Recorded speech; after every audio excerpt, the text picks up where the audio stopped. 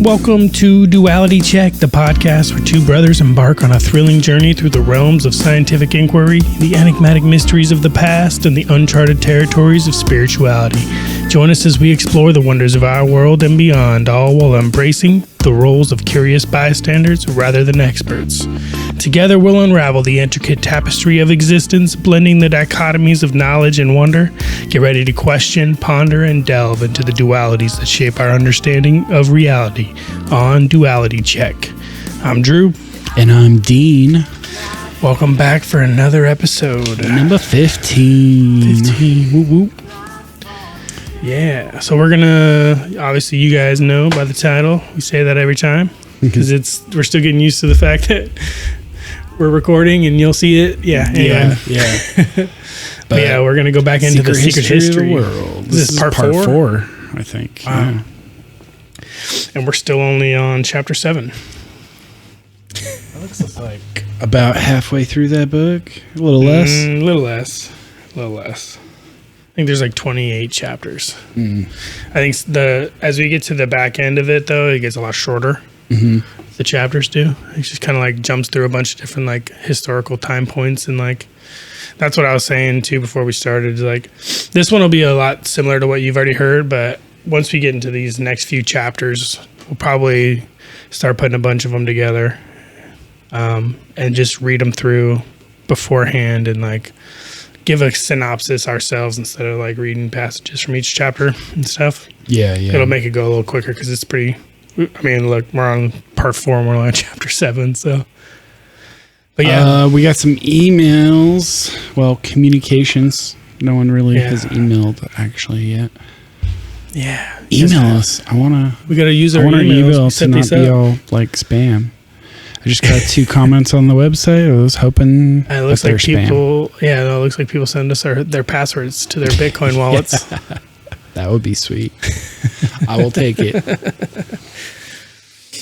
So yeah, we can. We got some on YouTube. Yeah. They didn't say specifically to use their name, but it's a username anyway, so I don't think it matters. Yeah, I mean, you can see their username. Yeah. If you go to our YouTube true. Anyway. So Super UAP. Super UAP. He comments on the episode 12, the Chris Bledsoe story part 1. He says, which one should I read first? I'll just read the bottom one. I'm pretty sure he edited it because this one doesn't show on the video anymore, but this one does. I'll read them both anyway. Okay. So the first one says, I wonder if that star dies, if that will represent the death of Hathor. Also, to be fair, the United States government, in quotations, has been Democrats for a long time. Does want to destroy Christianity because the majority of the Republican Party are Christians. So by attacking their base, they can hold on to the power. So is that referencing specifically? I mean, death of Hathor? Or are they just talking about like the control, like over the like collective consciousness, maybe? Like having the most power over the collective consciousness, and by destroying the Republicans, thereby destroying the Christian like thought. Honestly, I'm not exactly sure what they're trying to say. I don't know how Hathor connects to... Well, I mean, you could connect Hathor to Christianity through, like, the comforter idea, like we talked about. Yeah, because they all have their... Part 2. Which is associated with the Holy Spirit in Christianity, but Christianity kind of... Or maybe just religion and spirituality in itself, like Hathor being a religious spiritual figure. I think the main point... I guess they're just trying to bring it down to a United States specific. Yeah. Like... I think this is more like of a worldwide phenomenon. Thing, yeah. Whoa. Oh, kicking baby toys over here. Yeah, you gotta watch out. They're everywhere. But the other comment, go ahead.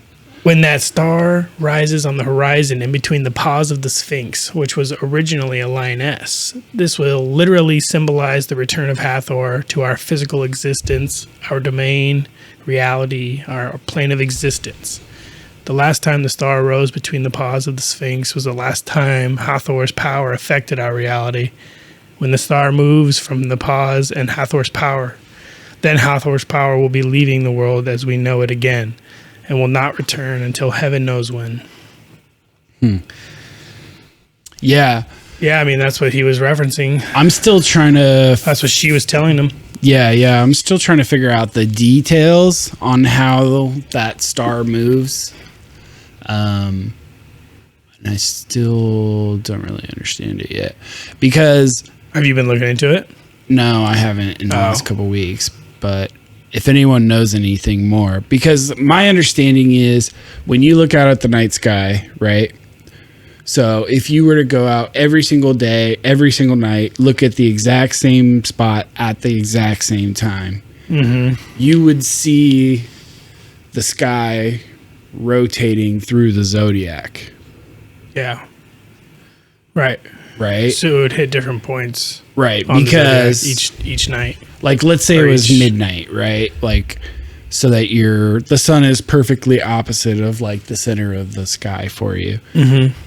And every day you look straight up and see what star is up there. That's going to keep rotating. And as the earth goes around the sun, that whatever star is the opposite of the sun will keep rotating. It should come back at the end of each year. So each year it should come back, minus the slight difference that happens every year from the precession. So either you're looking for a very specific, almost like needing like a sight glass on the top of the head to like pinpoint exactly which region of the sky that it needs to be in, or it's talking about such a great age that it would have to go through like the precession in such a way, like there's got to be slight changes eventually, like 20s of thousands, tens of thousands of years. Maybe you just have to be more specific, like saying that star will rise between, well, it's saying it's rising between the paws of the Sphinx, right? So it's did it say rise or fall? Yeah, rises. It says rises on the horizon in between the paws of the Sphinx. Right.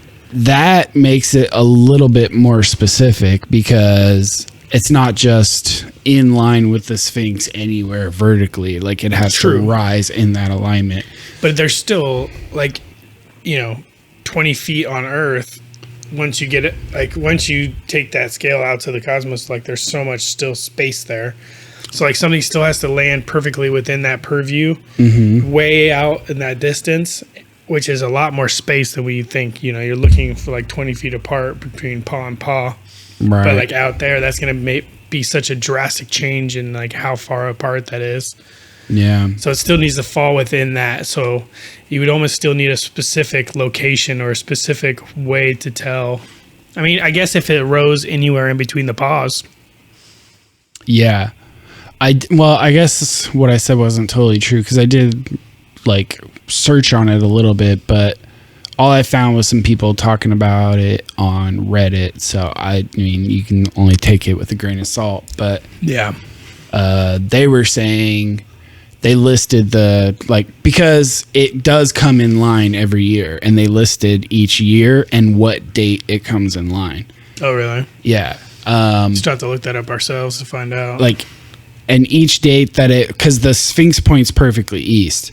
So each time that star is due perfect east, they jotted down those dates. I see. And they jotted down the date or the time of the day that it rises that way. Oh, okay. Right. And it's only on in 2026 where the date or the time of its rising is right before dawn.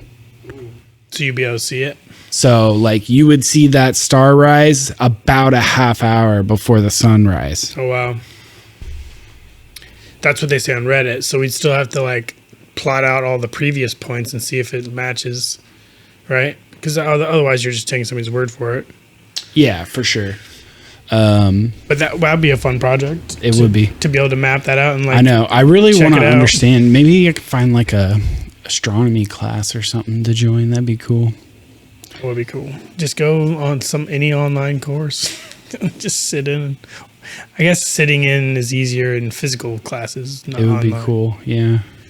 Need some kind of code to get into the online class. But yeah, for the rest of the email, yeah, I mean that's the Chris Bledsoe story. Yeah, that's what Hathor tells them. It's supposed to be Hathor's influence rising then. And it's funny because your comment and the previous episodes on Chris Bledsoe kind of lead perfectly into what we're going to talk about a little bit in Secret History of the World. I hinted at that, and it's kind of cool. I mean, it's not directly, but it's like, it talks about the Sphinx and yeah. Well, I don't want to spoil it. We'll get into it, but yeah, whatever alignment that is, in theory, should repeat every 26,000 years when the procession repeats. Right. Yeah, so it's an age. It's a specific age that has a specific attribute attached to it, like the Hathor bringing in the era of love and peace and joy or whatever, right? Like, and other ages have different attributes that it brings. Right? Yeah. Like there might be ages where it's just death and, turmoil, Right, but you don't necessarily hear about like specific god names that are associated with every age and what their influence is supposed to be. Like, sure, but that also might be because they don't care, or maybe humans aren't around for those ages. Maybe those are the ages where Earth and human spirit are not physical anymore. And actually, it's similar because we're going to talk about some of that in this. Because each age, 25,000 divided by 12, that's about what? I'm so bad at math. Yeah, I'm not going to be able to do that either. So that's a little over 2,000 years that for each essentially sign of the zodiac, so that each one of those is an age according to the zodiac, right? The age of Leo, the age of Pisces, the age of Aquarius. But our really well-known history and like stuff that we can like prove for fact doesn't go much further back. Well, yeah, it does. Yeah, it does. I mean, we know that humans have existed here for about 300,000 years. Yeah, but so we don't know. Been tons. We've been through the entire cycle multiple times. No, I understand that, but we don't have such a great understanding of what the life was like then, or what kind of things were in the consciousness. We don't have carvings and writings and and we don't even necessarily know what was the collective consciousness of those eras, right? Like what was the overarching theme, really? Well, right, because we don't know anything. Yeah. All we know is we find some bones. And right, that's what I mean. 2,083 years is a long enough period of time where anybody that far forward or in the past are not going to understand necessarily what it was actually like in that epoch. Like, think 2,000 years from now, if there's some kind of natural disaster that wipes us out and we had to start all over. Sure. Or even just the ascension into another, place, like they're not going to understand what it was like to be us at this point in time. They might have writings, they might have some stuff they find, but they're not going to really understand. Depends on whether or not you're able to preserve any of our knowledge. Most of it's in hard drives and computers now, which is very susceptible. We got a lot of libraries, but those will only survive as long as the library does. We got a seed bank in Norway. Yeah, we got a bunch of vaults. I'm sure there's a lot of libraries with underground archives and stuff around the world, which hopefully would survive some stuff, but not necessarily everything. As a humanity, we got to be careful of the history repeating itself, the burning of the knowledge. We don't seem to be Yeah, we don't seem to be taking seriously the prospect that we could get wiped off the earth, and like it doesn't seem like we're prioritizing preserving our knowledge, or even unless it's all happening in secret, which right, and there's even lots just of conspiracies about. Even just as likely is that something happens where there's a change in like the governance of the people, right? Where a new era of civilization happens, and they want to get rid of all of the old evidence of how things were run before, right? Yeah. Yeah. That's happened so many times in history. Mm-hmm. Well, thanks for the email, Super UAP. You got us through a whole segment already. Thanks. Appreciate that. Yeah. Do we have? Oh yeah, we still have a few more things to read. So let's finish reading, and then this will be our first segment. Yeah. So our older sister. Yes, Nick. We're recording. Number one fan. She sends us emails quite often after our episodes when they inspire her. So she listens to them, the moment they drop. Like almost she goes on, she wakes up super early and she goes on like morning walks and stuff. With her dogs, yeah. So our episode usually drops at 6 a.m., which is I think perfect time for her. Yeah, she loves the early morning. I think we picked the early morning, maybe subconsciously, but partially because she's telling us all the time she likes to do her morning walks. We're like, maybe other people like to do that too. All right, so she writes those. So she's talking about our episode, Chris Bledsoe Part 2. Yeah. She says, the last 30 minutes felt like we were around the fire pit. You really pulled the reasons why you've chosen all these topics and tie it so well together. Dean, when you said, when you're ready to hear the message, so powerful. I think I was, I was just kind of talking about the UFO topic in general and people, like that sort of message of love from the UFO topic and you needing to be kind of open to it. You got to be open to it. Yeah. Mm-hmm. The first break of the show, you should have played Dark Side of the Moon during the break. I wish. Copyright. We'd have to pay for that. I'm going to re-listen to the last 30 minutes again. It was so juicy, and I'll be back for more feedback. And then couldn't stop smiling and felt deja vu. Maybe it's because it did feel like our fire pit sessions. She came back not too long later. Right. And so this is her review of that last 30 minutes. She's like, fear, trauma. Love that you guys touched on this. It's interesting how some fear the unknown, some have no fear. There are lessons in it, and all unique to each person's life, purpose, and path. This is why I believe we cannot judge anyone else's life experience. It all has a place and a purpose. Yeah. That's true. Absolutely. 100%. You can judge people's actions when they're a jerk to you, but yeah, everyone's got a unique experience, and even the craziest of people and the most vile, like there's usually a really dark, tragic story behind it. Yeah, I mean, when people are a jerk to you, it's in the moment, and it's usually has nothing to do with you a lot of the time. Yeah, but there's also a difference between like judging that someone is not a good fit for your life and choosing not to be around them versus like judging them as a human, as a person. Yeah. She Uh, says, news, totally agree. I'd never watch the news. It makes me sick to my stomach. Not at all interested in the hidden agendas. Dude, amen. Yeah. I don't think I've sat down and watched a news program start to finish ever. I have my own news sources assembled. Now I have articles from certain websites that are newspapers, but webs or magazines even, but like online now. Yeah, I usually check the Crystal and Sauger YouTube every morning, see if they have anything that I care to listen to. Piques your interest, I like their rough takes. I subscribe to this newsletter. It's called like 1440 or something. Newsletter? Yeah, so every morning I get an email from them, and it's just like top stories in a bunch of different categories. Ooh, send me that. Okay. And it's pretty nice. It's like breaks it down into the major stories, and then it breaks it down into like science stories or pop culture stories or whatever. Nice. So I usually will scan that. I like to have a feel for what's happening in the world, but yeah. Whether you have form an opinion on whatever. I'm never going to sit down in front of CNN probably ever again unless there's some person I want to see on there. But yep.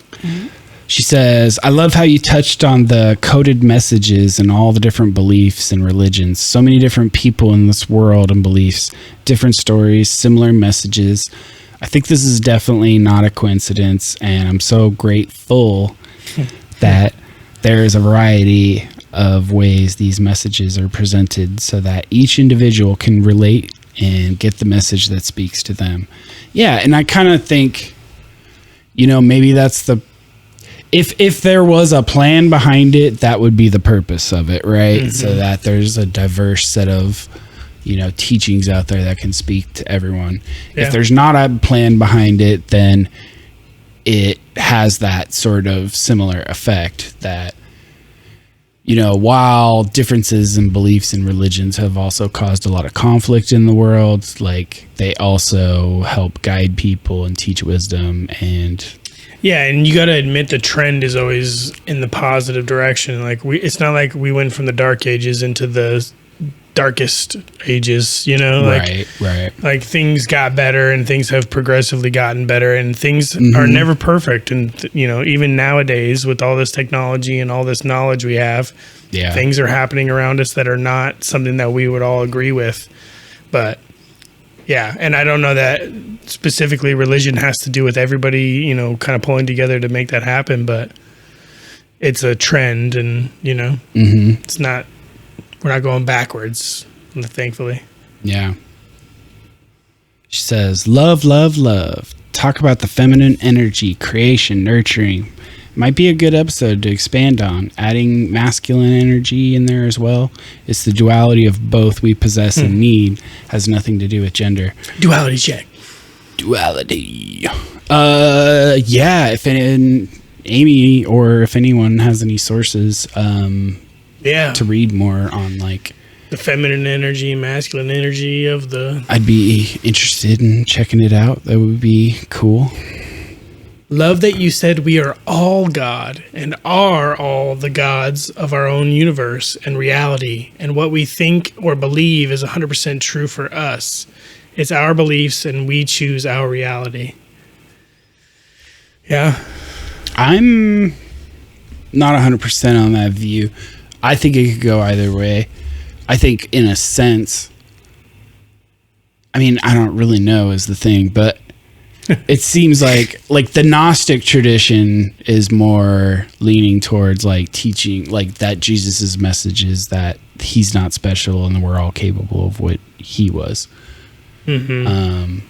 And similar with like Buddhism, I believe. You don't believe that to be true necessarily? No, I'm saying it could be, but I don't know that. And either way, whether we're all God or not, I'm still not 100% sold on there is a God. I lean towards a God, but God being used as more of a placeholder for the idea of there being a creation, right? They're a creative force.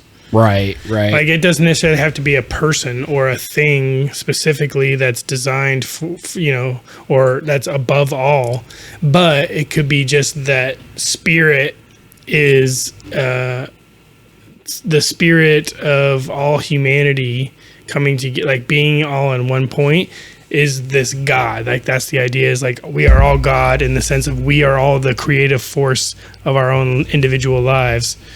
And, especially if you relate it to like the secret history of the world, like that idea kind of makes sense in that we were they talk about the human spirit being having been around for millennia or for way longer than material or physical life had been around, right? And that we are all like the progeny of this original thought. So if that's the case, then we are all the original creator. It's just that the original creator is still out there. It's an infinite void of the same energy being continuously dispersed in a space. No, I guess what I'm trying to say is I try not to like wholly believe things unless I like am super confident, and there's too many different interpretations of what God could be and what our relationship to God could truly be. That doesn't mean all this other stuff doesn't have wisdom, and I'm not super interested in it, but I specifically like the coming idea around to that the we're idea all like created in God's image, and in a sense we're like baby versions that over millennia and reincarnations and spiritual development after our death, that maybe we'll create our own universes in the future. Who knows? Or that we go back to rejoin the original creation, and that it never stopped, right? Like I've come around to the idea of like not necessarily believing in like one religion's God or gods, but like having accepted that there is something outside of what is material that's been created that had to have made it so, right? Yeah. So like I use it more as like it's the thing that most people are going to not have a problem with like having a conversation about, is by saying it's God. Yeah. You can use whatever term based on the religions you're talking about, but it's still the same thing. It's still the same idea. It's the original, the person above it all, that as far as the stories go, is a person or thing that is above it all, that emanates it all out. But yeah, I've come around to being more okay with using the word God and not just trying to like come up with something myself that can like replace it. Yeah. Because what else is there really, like, other than just like, it's just hard to digging into such science. A loaded word. It means so many different things to so many different people. Yeah, you just gotta use the lowercase g. So when you say it, just say lowercase g gods. I don't know. Let's finish this up, and then we'll end the first segment here. She says, Dean, I'm ready to join your new world order. So good that you mentioned the libertarian episode and why you brought it up. Such a great way to tie it all together. You mentioned new way of living, stopping war and ruling over people, turning our fear-based society into a love-based. Live and love in a supportive society's libertarian view. I love that you said when you're ready to hear and organize and thrive in a cooperative society. Sign me up. Welcome to have your own beliefs, but I think the key here is living amongst each other without pushing our beliefs on others. Let them experience it and come to an understanding within on how they want to be a part of it or not. Just think you non-aggressively invite and pique people's interest and trust with your soft approach of when you're ready. And yeah, I mean, heck yeah. Thanks, Amy. Libertarianism all the way. We can have a world without governments. We can organize society in a way that is not completely centered around coercive force. Absolutely. We can set up a society that's meant to reward people for cooperating together, Yep. Yeah. Absolutely. 100. She said, dreams, imagination came up again, waiting for that episode, and I have lots to say about that one, if you do want to hear. And yes. Another fire pit. She's also suggesting a ghost episode, I'm sure, is coming, because you guys mentioned that a little too. People getting stuck or wanting to stick around, unable to release the traumas of life and learn to move on. Mm-hmm. So good. Keep up the good work. This podcast is a way to spread that unconditional love we're blessed with. I just love our family so much, and I'm eternally grateful we all have each other. Feel free to use this on the podcast. Heck yeah. Love that, Amy. Thank you. Number one, and I would like to do a ghost episode as well. Yeah. Yeah. I haven't done a ton of ghost research in my life, but I would like to read some books but we about could it. talk about the ideas behind it, right? Like I've come to believe in ghosts like through a back door to like open the door to ghosts, like through the door of like reading about like shamanism and secret societies and psychedelics and interacting with spiritual beings. I'm like, okay, well, if there are these spiritual beings, is that any different from then all of a sudden these ghosts aren't out of the picture and they're probably just spiritual beings. Yeah, I mean, all of the esoteric, like high strangeness things that we experience as humans, like in our day to day, like that people have experienced, you know, whether they're sober or on drugs or whatever it might be, like there's truth to it in that it's an experience that we're having. Mm-hmm. Like you can't discount just because we have a chemical makeup of our brains that might be misfiring or whatever. Like these things are still happening in our imaginations or whatever it might be. So like we can't discount that. And like she was saying, and that's basically my view, is like all people's views on the world and views on life and experiences do have meaning and matter in the fact that they're here experiencing and learning, and like they're doing just like anybody else. And even like schizophrenic people or people who have, you know, what we, you know, society might call, you know, a mental disability or whatever, like they're experiencing things in the way that physical matter allows it, even if it's But I wonder, like, if we get to a point where we ever know for sure that spiritualism, that spirits are real, and that like these, you know, other spirit realms are real. Yeah. If we ever get to that point, like all of a sudden you kind of have to start reassessing a lot of these psychological disorders, because what if schizophrenia? Absolutely. It's just a foot in the door. Or like it could be a person like involuntarily seeing things. Yep. That and they have no basis on how to understand, quote unquote, normal tuned human wouldn't necessarily pick up. Yeah, and a lot of times these people they're not like, oh yeah, like I understand I'm having a schizophrenic, you know, episode right now, but this is what I'm seeing. Yeah, it's real and it's happening to them in the moment. It's a real experience. But that's the thing, is like they're not able to like a lot of the times vocalize the fact that they're experiencing something different from you, because they don't know it's happening as if it's real. So it's like, how do we discount that? There's no way. Yeah, indeed. Well, thanks for the communications, people. Yeah, it's nice to. We had a whole segment on it, so we might have to like save some for next week soon. Yeah, that'd be great. Appreciate it.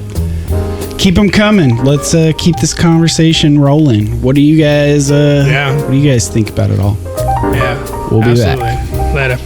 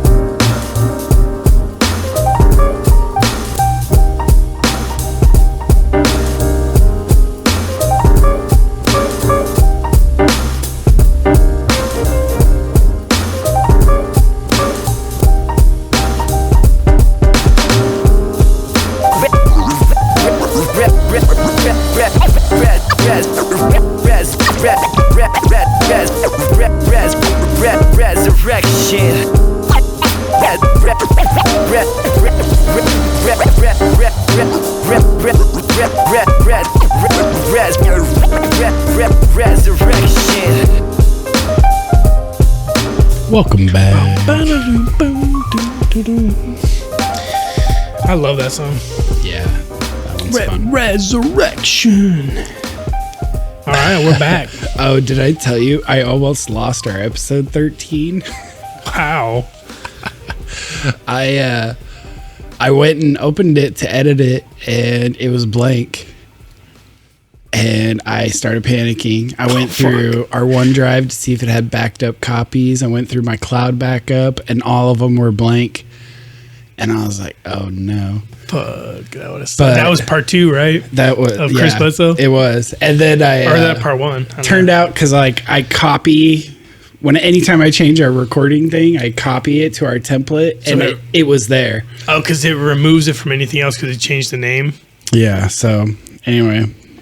That was a close call. Good thing it's out now. Do you want to talk about what you're drinking tonight? Oh yeah.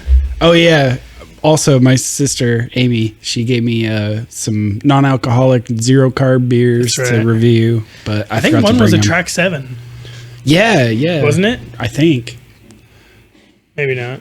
I don't remember. There were at least one was a Track 7. One was a brewery I knew for sure. Yeah, and I think the other one was just like some random one that she knew about that she wanted you to try. Because I think she's drinking non-alcoholic beer. Yeah, she doesn't drink alcohol. Yeah. I'm just not having carbs. Oh, I'm a month in, by the way. Yeah, how's it been? 20 pounds. Let's go. It's been good. Feeling good? Dude, we had 2 weeks ago, we had shrimp and steak. Yeah. And then this week we had ribs. What are you eating on your sides? Bacon wrapped jalapenos. Oh, okay. With what is it? Pork tenderloin stuffed in there, and onion and seasoning.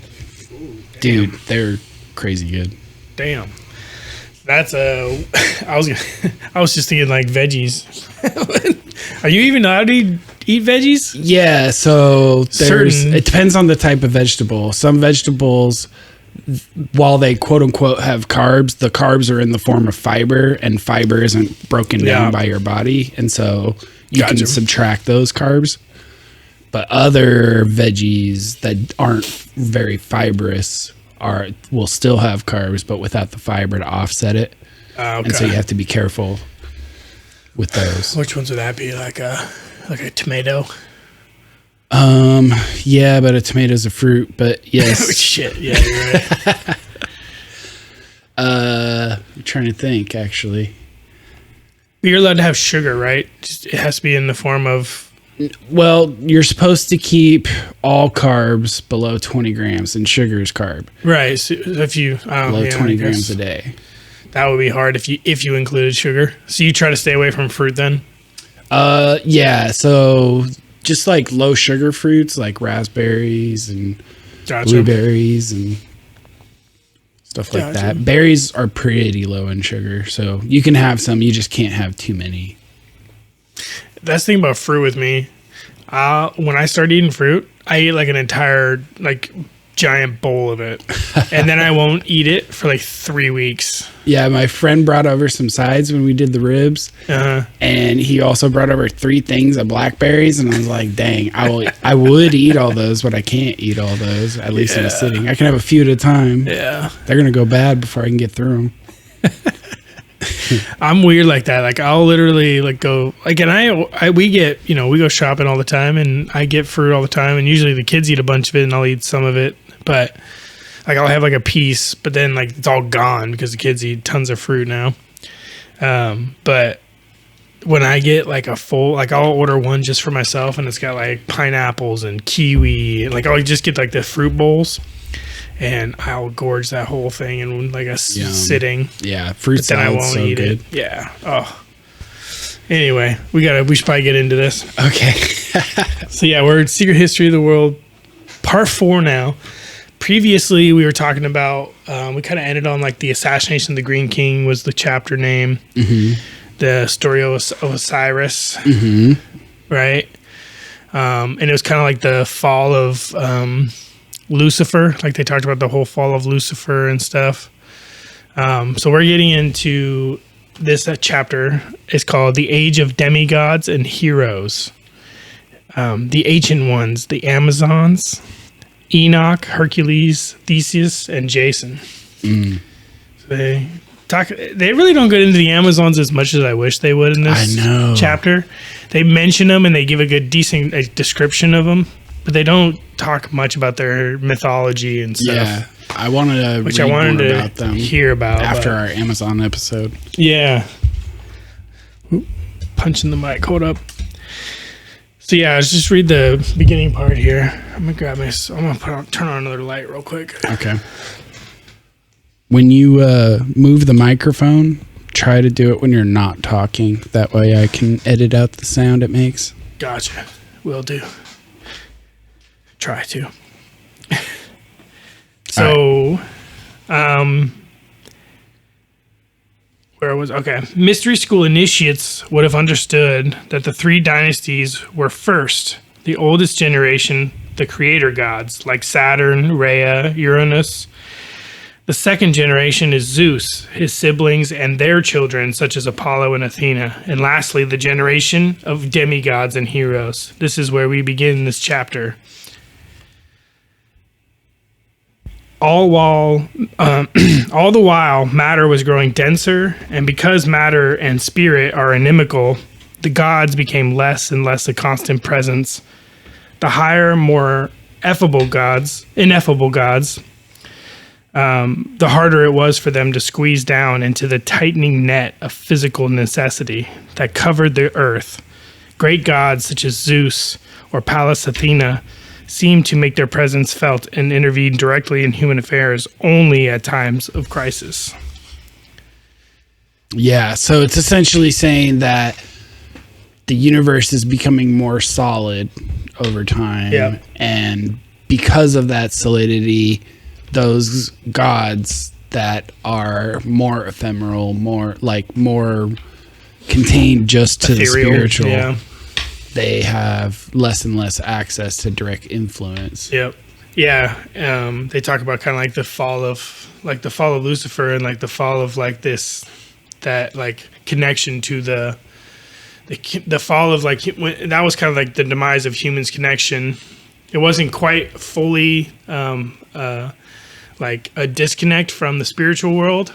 Like they still had more than we would today, like their pineal gland, like they talked about. Mm-hmm. The pineal gland had more access to the spirit realms, but now it's getting even more and more dense, and our connections being severed even more. I think I'm just putting together how, because we talked about before in like their creation stories and stuff, like how much it had in common with science. But in a certain sense, like this take about like the universe condensing and becoming more solid is almost the opposite of science, where like the Big Bang is all about everything spreading out and becoming less dense. Yeah. It seemed like it did that, right? It had this expand, but that it started to contract in the mist. Remember they talked about like the web-like structure of it, and initially? That could be like the gases and the subatomic particles forming down into particles, like forming more and more matter. Mm-hmm. And for all we know, this is still like this sets up the idea that God is creating on such a larger scale that Earth and this solar system is not all he's creating, right? So there might be other realities on top of which we are created that are being created like simultaneously and separately. That like congealing and like constricting could be on like some whole other level than like a physical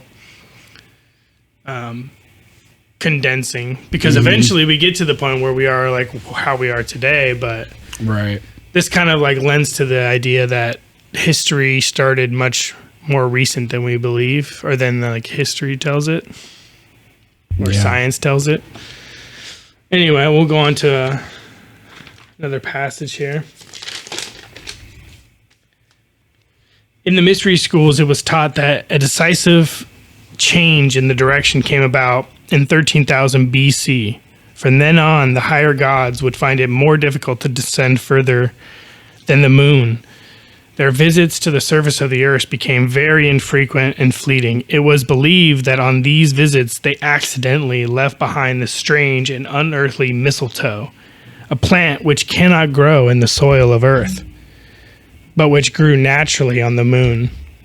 Without the presence of the greater gods to keep them down, the crab-like progeny of Saturn that had been imprisoned in the underground caves began to creep out into the daylight again, infesting the surface of the earth and preying on humankind.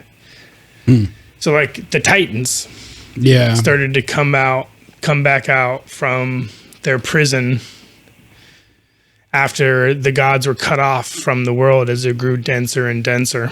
Interesting that he chooses 13,000 BC. That's like a few thousand years before the Younger Dryas. Yeah. And this is also like the god like supposedly wiped the earth of, cleansed the earth of like the humankind had become so perverse and so like changed by what Lucifer had done to it. Mm-hmm. So this is still before that might have occurred. Right. Okay. Full-scale it says sea monsters also leapt onto the shore to drag off members of the tribe that strayed too close. Giants carried off cattle and sometimes preyed on human flesh too. So these are like different monsters wherever they might have been enslaved. Full-scale wars took place between the humans and armies of other creatures, stragglers from the previous epoch. The war between the Lapiths, a tribe of Neolithic flint knappers, and the Centaurs is recorded on the Parthenon frieze. The Centaurs had been invited to the wedding of the leader of the Lapids, but were inflamed by the sight of the white hairless bodies of the Lapith women. They dragged off the bride and, took advantage of her. And her bridesmaids and page boys, too. In the ensuing fight, Lapith King was killed, and so began the feud that lasted for generations. So,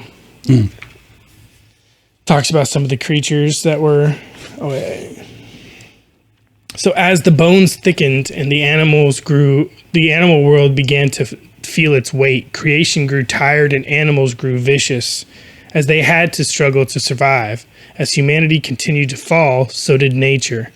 It became red in tooth and claw. Lions and wolves began to attack humans. Plants grew thorns to scratch and make their gathering of fruit difficult, and poisonous plants evolved like wolfsbane. Yeah, so it's talking about just the world descending into chaos once the gods are cut off, and they have less and less of a influence on what's going on Earth. Okay. Jump ahead a little bit. Skip that. It became possible for one center of consciousness to believe itself cut off from another. Am I my brother's keeper? Asked Cain. Who represents the evolution? So Cain, who represents the evolution of a new form of consciousness. This question would have meant nothing to Adam and Eve. I wanted to bring that up because that idea of Adam and Eve being like the plant life progeny of proto-humans, right? Like they're like this web that's like cast out that everything's kind of born of. Whereas Cain, by the time we get to Cain, A, he has a brother, and B, he's talking about ideas of whether or not he's responsible for him. Huh. So just before that, I skipped over a little bit. I did. I skipped the best part, actually. The only part of the Amazons. So previously we talked about the frieze, and the Parthenon frieze also records battle against the Amazons, a race of warrior women who were the first to ride horses into battle. An Amazon had to kill a man before she was allowed to marry. Wearing armor of fur, carrying shields in a half-moon shape, their cavalry scythed down a row upon row of 6-foot rows of foot soldiers. They were magnificent, and they represented a new form of human behavior. Because hard on the heels of the possibility of death had come the possibility of killing, of murder, Cut us and we would bleed. Cut us hard and often, we would die. Some humans began to delight in this. The book of Enoch describes how the surface of the earth became covered with warring armies and says that human flesh itself had become perverse. Because of the encasing, bony skull, and enmeshing of the organs of spiritual perception, humans were now shut off, not only from the gods ranged above them, but also from each other. A shadow was falling over human relations. Dude, the Amazons. How'd they end up in South America? Yeah. And have their stories preserved in Greece. Yeah, I mean, that in and of itself is pretty weird to me. Like, you got these, based on the trips to the Amazon, you got these women that perfectly fit the description of the Amazons. And the only historical telling of them outside of the Amazon is from Greece. That in and of itself seems like evidence of like pre-diluvial like global civilization, you know? Yeah.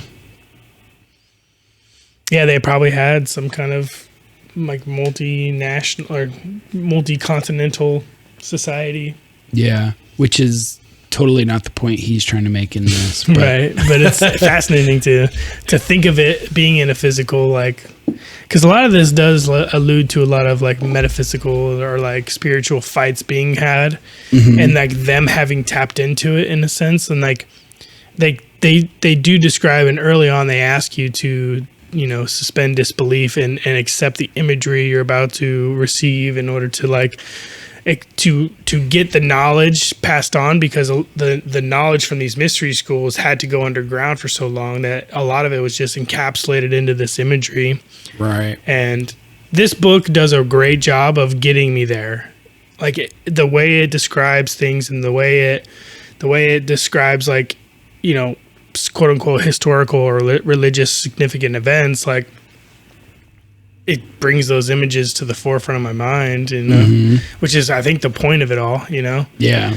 Especially if you're trying to actually receive the message, like whatever might be encoded in this story or their teachings or whatever, you know? Yeah. It's all about the imagery of it.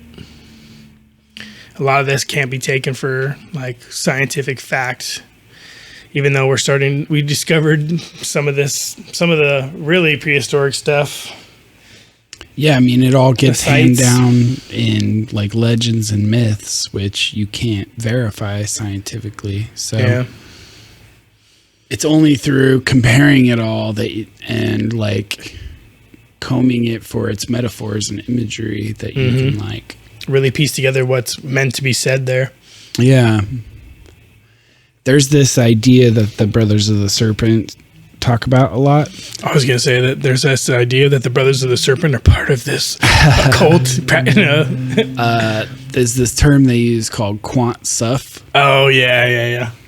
And we may have to start using it because it's going to be relevant. We got to ask permission. But I'll go on their Discord and ask permission. Well, he got it from a book.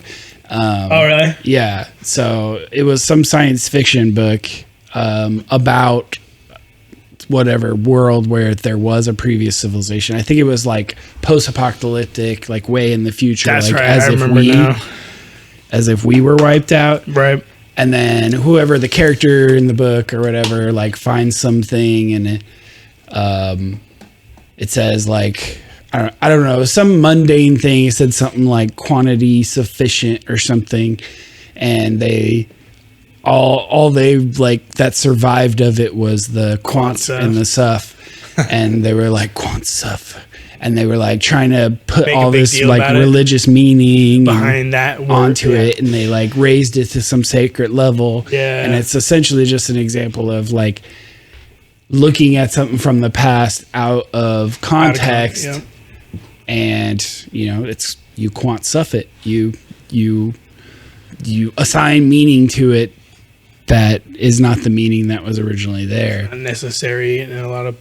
Yeah. And so there's always the danger of that with like interpreting these mythologies, but there's also like in seeing the similarities between them and you can pull out things where. And I think like, because me and you talk about this stuff a lot too, like, and we're going to do a lot more of this now that we're doing this podcast and stuff. Like if you do it with another person or people you trust and like you like allow yourself to like read these ideas that aren't necessarily like, these aren't like scientific words or these aren't like widely accepted things, but you're allowed to like open your mind and discuss the possibilities that these might mean. Yeah. And you get to, and as long as you like are able to have these conversations and not just sitting in a room by yourself trying to like, well, and if you follow what he asks of you and you put your disbelief on hold and you just allow it to wash over you and allow yourself to be immersed in the imagery, you might find that you have some sort of unexplainable shift in the things you think at the end of it, you know, which is why I still recommend everyone get a copy of this book. Yeah, it's great. Freaking awesome. It's great. Yeah, we're skipping through it a lot. So like there's a lot of passages you're not going to get from us. This is not a replacement for reading the book. No, we're trying to just quickly go through and read some stuff and then talk about it. So like definitely go get a copy. Use our link. Yeah. We'll put it in the show notes. Is that working? Amy said it was hard. No. Did you see her thing? Amy said it's not super easy, guys. And then she gave us that like wide teeth, like... I'll have to talk to her about that more, but essentially if you look in our show notes, we'll have links to different things. Anytime it's a book link or something like purchasable, if it's available on Amazon, I usually create an Amazon link for it. Do we have like our own account that's set up? Yeah, we have like one of the like affiliate. I forget. Link? Yeah, it's like an affiliate sales link. Gotcha. So if someone buys after clicking our link, so she clicks the link, it'll just go to Amazon and then she just has to buy it. So she doesn't even know it's happening a lot of times. Maybe she's just confused because she doesn't expect to just end up on the Amazon website. I don't know. Oh, she probably thinks it's gonna like take us to some page where it says thanks for supporting Duality Check. Oh yeah, that's probably what she's expecting. No, it's not through us that you're buying it. It's just a link to Amazon. All right, I'll continue. I'm going to read this next little bit and then skip ahead again. History shows that humans have a dislike of humans with other forms of consciousness, which they often find hard to tolerate. Sometimes they feel the urge to eradicate it from the face of the earth. We need only think of the treatment of the Europeans by the Europeans of the Aztecs, the near genocide of the Aborigines of Australia, or the attempt to wipe out the Gypsies by the Nazis. Later, we will see that since the time of Moses, the Jews have often been the forefront of forging new forms of consciousness. Humans were now freed to make mistakes, to choose the bad, and to enjoy it. It was no longer the case that humans received all their spiritual nourishment from the milky, sap-filled breast of the Mother Earth. The natural law and the moral law were no longer the same thing. The earth grew colder, harder, and more dangerous in many different ways. People struggled to survive and would sometimes find themselves stretched to the limits of endurance. They discovered that the road ahead would always be fraught with the danger of death. But unless they took the road, they would die anyway.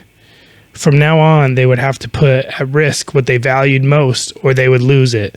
Beyond a certain point, there was no return. That point, they discovered, must be reached. Interesting. That kind of leads us into like the early philosophers, like the first kind of like people who started to like question what it is to be human. Yeah, well, there is like a certain, there's something weird about like through our like spiritual practices, we learn like that it's bad to kill and cheat and rob and like all this, right? And like you have like a sort of moral code, but then you look out at nature and it's freaking ruthless. It's brutal. It's just yeah, it's super violent, super ruthless. Everything's trying to kill you. I mean, there's a beautiful balance to it in nature too, but like, if you're not careful, you're gonna be something's lunch. Yep. There's always the springtime, but there's always the winter that preceded it. Yeah. Where nature has to do what it has to do to survive. And so you've got one set of rules for survival for the law of nature, and then you've got a set of rules that you're trying to abide by of like morality or spirituality, and those aren't 100% compatible. Yep. Absolutely. But that's interesting too, is like, this is the time where people could choose wrong and enjoy it. Yep. And that's an interesting distinction of change. Yeah, that's why they talked about the material world and the spirit world being inimical. They're enemies, in a sense. The spiritual aspect of humanity and the material aspect of humanity are competing forces. Yeah. Like, to really ascend and like be spiritual, you have to forego the material possessions, and that's what's been taught in a lot of these esoteric and like old world traditions. And you gotta forego your material. Or like with Chris Bledsoe, when he gets his assignment, and one of his first lessons that's imparted on him is that all life is sacred. Yeah. And now he cries when he kills a bug. Yep. But at the same time, the law of nature is above that, because has Chris Bledsoe ever driven a car? He's killed hundreds and thousands of bugs. Like just our existence, even if you decide to have a perfectly vegetarian existence, like tilling soil and setting the ground for crops to grow, you're killing some stuff in favor of other stuff. Yep. And so even a quote unquote like non-violent like vegetarian sort of existence is still causing death directly. They're still violent, directly attributed to that. Yeah. The only way to avoid that, in a sense, is to completely be self-sufficient and do your own garden that you are able to survive off of. But people who grow gardens, especially in areas that are available to them now, like in these highly populated areas, it's much harder. You got to really work at it, and even still, like, you're not going to be able to completely survive off of still. But you till a garden, you're going to kill an earthworm in the process. True. I mean, unless you're going real slow. Yeah. And checking the dirt as you go. But yeah, even then. Yeah. So yeah, it goes on right after that. Or even sorry. Go ahead. Even if you're not directly killing, like what's the most natural form of pesticides? Like if you're an organic farmer, like so that you don't get like bugs crawling over stuff, you like let some chickens in there to like eat up all the bugs. But so maybe it's not you, but like you're facilitating that to happen. Yeah. Right. Yeah. Anyway. No, that's a good point. No, and it's not to shit on anybody who has those ways of life. It's to make you understand that everything in the world has a place in the pecking order, and it's just by our existence of being humans and having our needs, we have to eat.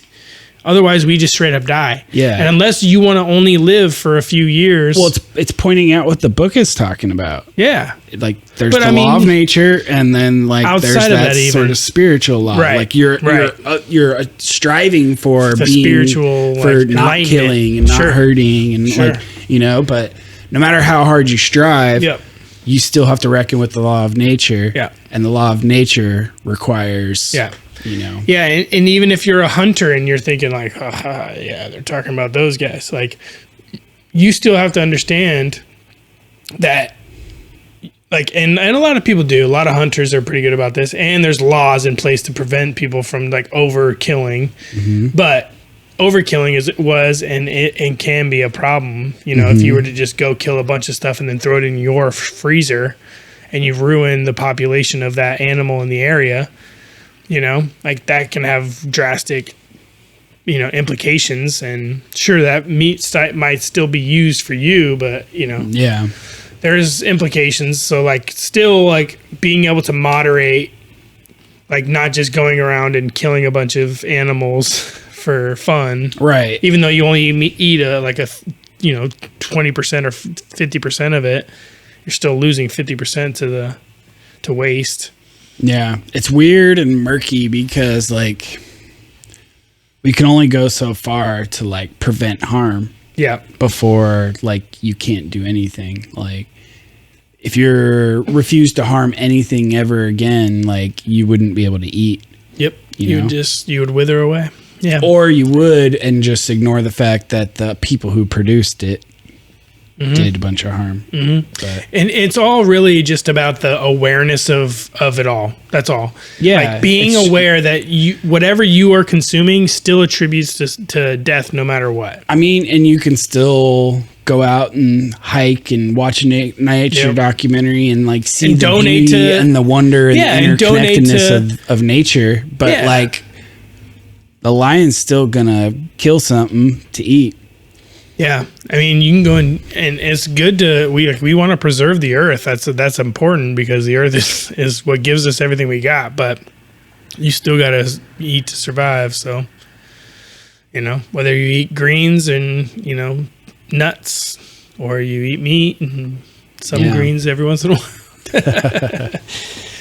Anyway, we get off that spiel. Oh, are we over? Yeah, we can. You want to take a little one, or you want to finish out? I just want to finish this one spot, and then we'll jump ahead. So I'm just going to finish this with this is in reference to what we were talking about before of like humans discovering more about themselves. So they discovered uncomfortable things about themselves. 2, they had become brutalized by the new world and had grown a hard, protective carapace of habit. To break open this carapace and expose the sensitive parts of themselves, the better part that could bring them fully alive again was a bloody and painful process that few could face. The world became darker, a place of paradox where opposites meet and where it was painful to be human, a world calling out for heroism. Yeah. Right. That first part of that, the talking about them like growing this carapace of like, protective like firmament kind of like idea. And that's basically what we just talked about. Like, you get born in the world and the world beats you up and you form a shell and in order to break it back out, you scratch yourself on some thorns and you get bitten and you try and go hunting and one of your party gets killed by the animal's horns and, like the world beats you up and you have to get tough and hard in order to survive. Yep. And so you do that and you build up this protective shell to like shut down your sensitivities so that you can survive well. Yep. But now you're hardened to the softer side of things. Yeah. And in order, like it says, even to bring yourself out of that and to live again and to be more open to like it's a hard fear-ridden process like Bledsoe talked about. Right. Like you have to go through the fear and the uncertainty and like the hardships in order to like really fully understand the weight of what you were giving up if you don't go actively choose the opposite, right? Yeah. All right. We'll be back in a minute. All right.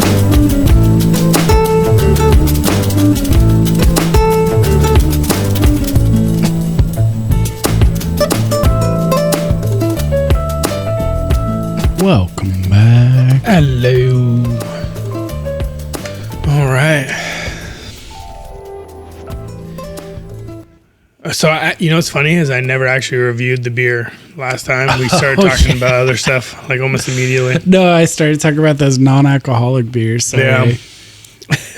I brought it up. I brought it up because I was looking at the can and I was like, this looks exactly like the one that Amy gave you. Yeah, yeah. Because she came and showed me. Anyway, I'm drinking the Track 7 Brewing Company's Hazy Panic IPA.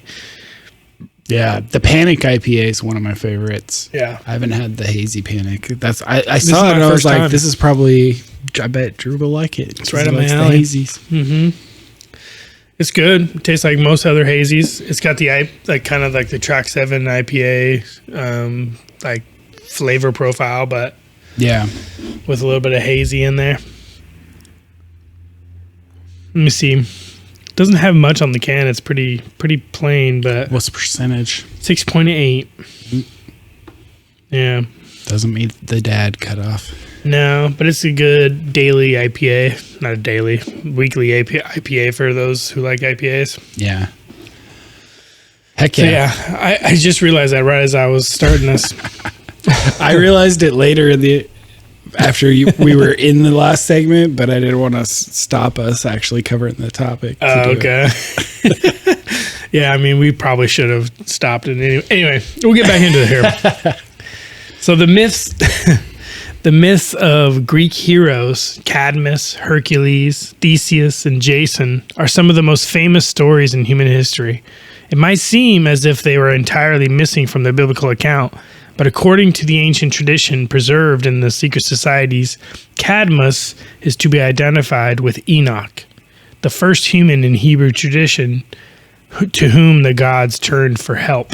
So this is like, remember, the gods are shut off, right, but now they have this kind of way to still kind of get in. So Enoch is their first kind of way back into human affairs in a sense, right? Okay. So the Old Testament contains only a few enigmatic words of Enoch. Genesis 5, chapter 5, passage 21 through 24. And Enoch lived 65 years and begot Methuselah. And Enoch walked with God after he begot Methuselah. And Enoch 300 years and begot sons and daughters. And all the days of Enoch were 365 years. That's old. And Enoch walked with God, and he was not, for God took him. Mm-hmm. So he was 365 years old, which is weird. Yeah. And also 365 days in a year, which is weird. Seems pretty symbolic. Yeah. There is little to go on here, but as we have already seen, there is literary tradition about Enoch in Hebrew literature, including some books which are widely quoted in the New Testament. In one of these, the book of Jubilees, Enoch is described as discovering the writings of the Watchers, but this is a clumsy translation. What is meant to be discovered, which is to say, invented language itself. Hebrew tradition presents Enoch as a strange figure. His shining countenance was uncomfortable to look at, and he was evidently an uncomfortable presence. In this he may remind us of the Jesus of Gospels, captivating vast crowds, but feeling that he wants to withdraw in order to be alone with the great spiritual beings who are showing themselves to them. Mm-hmm. Yeah, that shining. Mm-hmm. That seems like, I believe Jesus has been described that way. Sightings of like the Virgin Mary. Right. And like them like averting their eyes because Chris of Bledsoe's description of the lady. Right. I was gonna mention that. But also it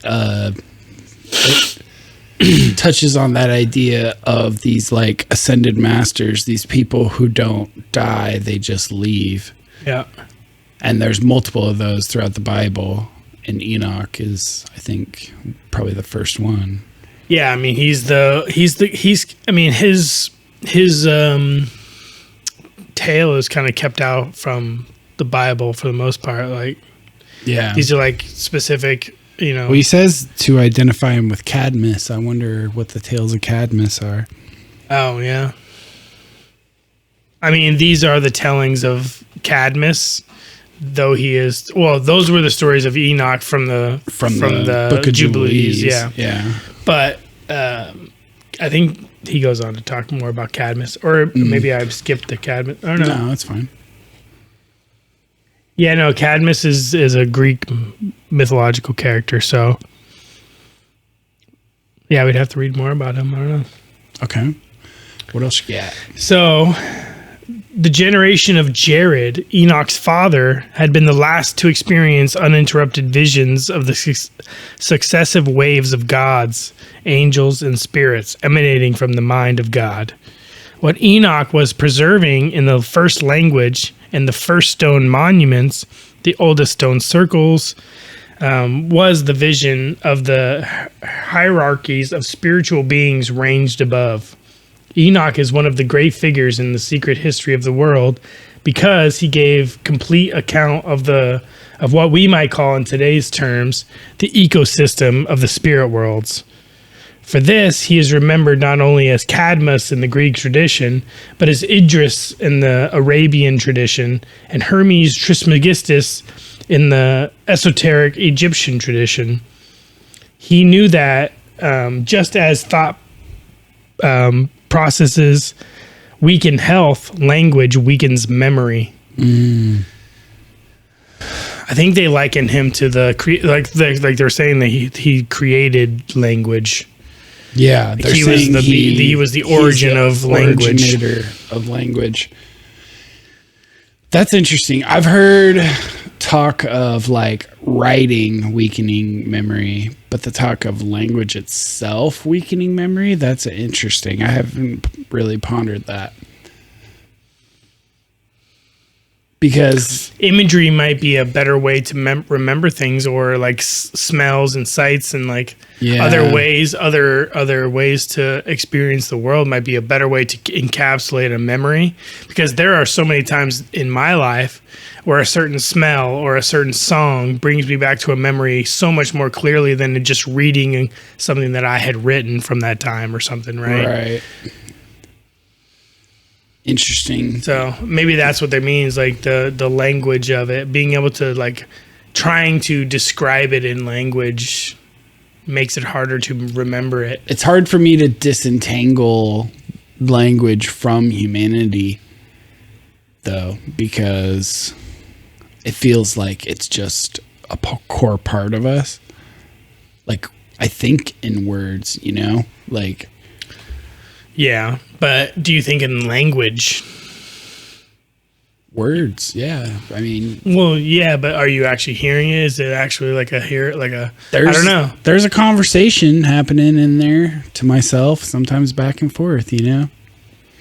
You don't talk to yourself in your head in words? No, but what I'm saying is like, I don't know, language, it has a different connotation for me. Like, I understand that like you're communicating something with yourself and it might be in a specific language, like as far as like English or something, but like, I don't know. I guess in this case it would, yes, that makes the most sense, but it is true. Like language does heavily affect your, like what about like ASL, American Sign Language? Like that's not that's not a verbal thing, but it doesn't mean like if. But what I'm saying is like that person, if they're thinking of images of somebody doing a hand signal or an image of a hand signal, like they may be thinking in a language, but their language is an imagery. Right. So what I'm trying to say is like it's not just an auditory thing. Right. So like language can transcend. Right. It's not always auditory. It could be written. It could be signed. It can be, spoken. But I think when you grow up with your entire experience of the world being expressed through language, you learn how the world works through language with others, it's hard not to like your brain becomes wired with that language, and so your existence and your experience has language running through it. Yeah. I mean, I guess it's more of an idea of like what you call language, right? Because if you were born deaf and blind, and all you had was the feeling that somebody was touching you and they gave you signals, and like there's so many different ways to interpret language. Like any way to interpret the world could be considered a language then. Well, I think any way that you systematically communicate with others. Right, but what if that's in a would visual probably be sense? The definition of a language, you know? That means that it could transcend to any sense then. Smell, sight, touch, all the different senses can be translated in, like there could be a language made up for any of those, right? Language out of those. Yeah. Well, I guess what you're saying, like just the fact that it's communicative doesn't make it a language. Yeah. Because it's possible, so we still don't know, obviously, like if animals' calls are essentially like equivalent in some sort of way to like our words and communication with each other. We know there's certain things that are associated with certain behaviors and sounds that they make, and so they may be communicating like a mood. Yeah. Whether that's a language, right? It depends on how you define a language. That's what I'm saying. Yeah, like language is pretty ambiguous. Like it's hard to like nail down to just like spoken word or like hearing or like as far as like, yes, we could put a label on it and we could say this is what it is, but the effect of it could be translated as completely different in a completely different way from different beings, different levels of consciousness that have only a certain level of senses that they can bring in, right? There could still be communication. There could still be language. It's just, or we're going to always put a label on it. My buddy TJ and his dog, like, yeah, he's so good at training her, and she understands so many commands. Yeah. She's not speaking English. Right, but she's really trying to understand what he's saying to her. She's focused, Yeah, she puts in a ton of effort to try and pull the meaning, like what is he trying to communicate with her? And so there's an attempt at language, and there are certain things that over time, like she gets those associations. Because it's a regular thing, yeah. And so at that point, he can just communicate what he wants with those words.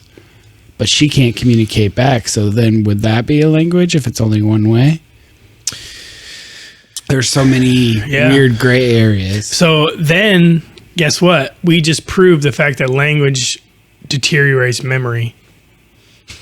How? Because, like, memory, like, I don't know. I guess I don't know specifically, but, like, language weakens memory is their assertion here.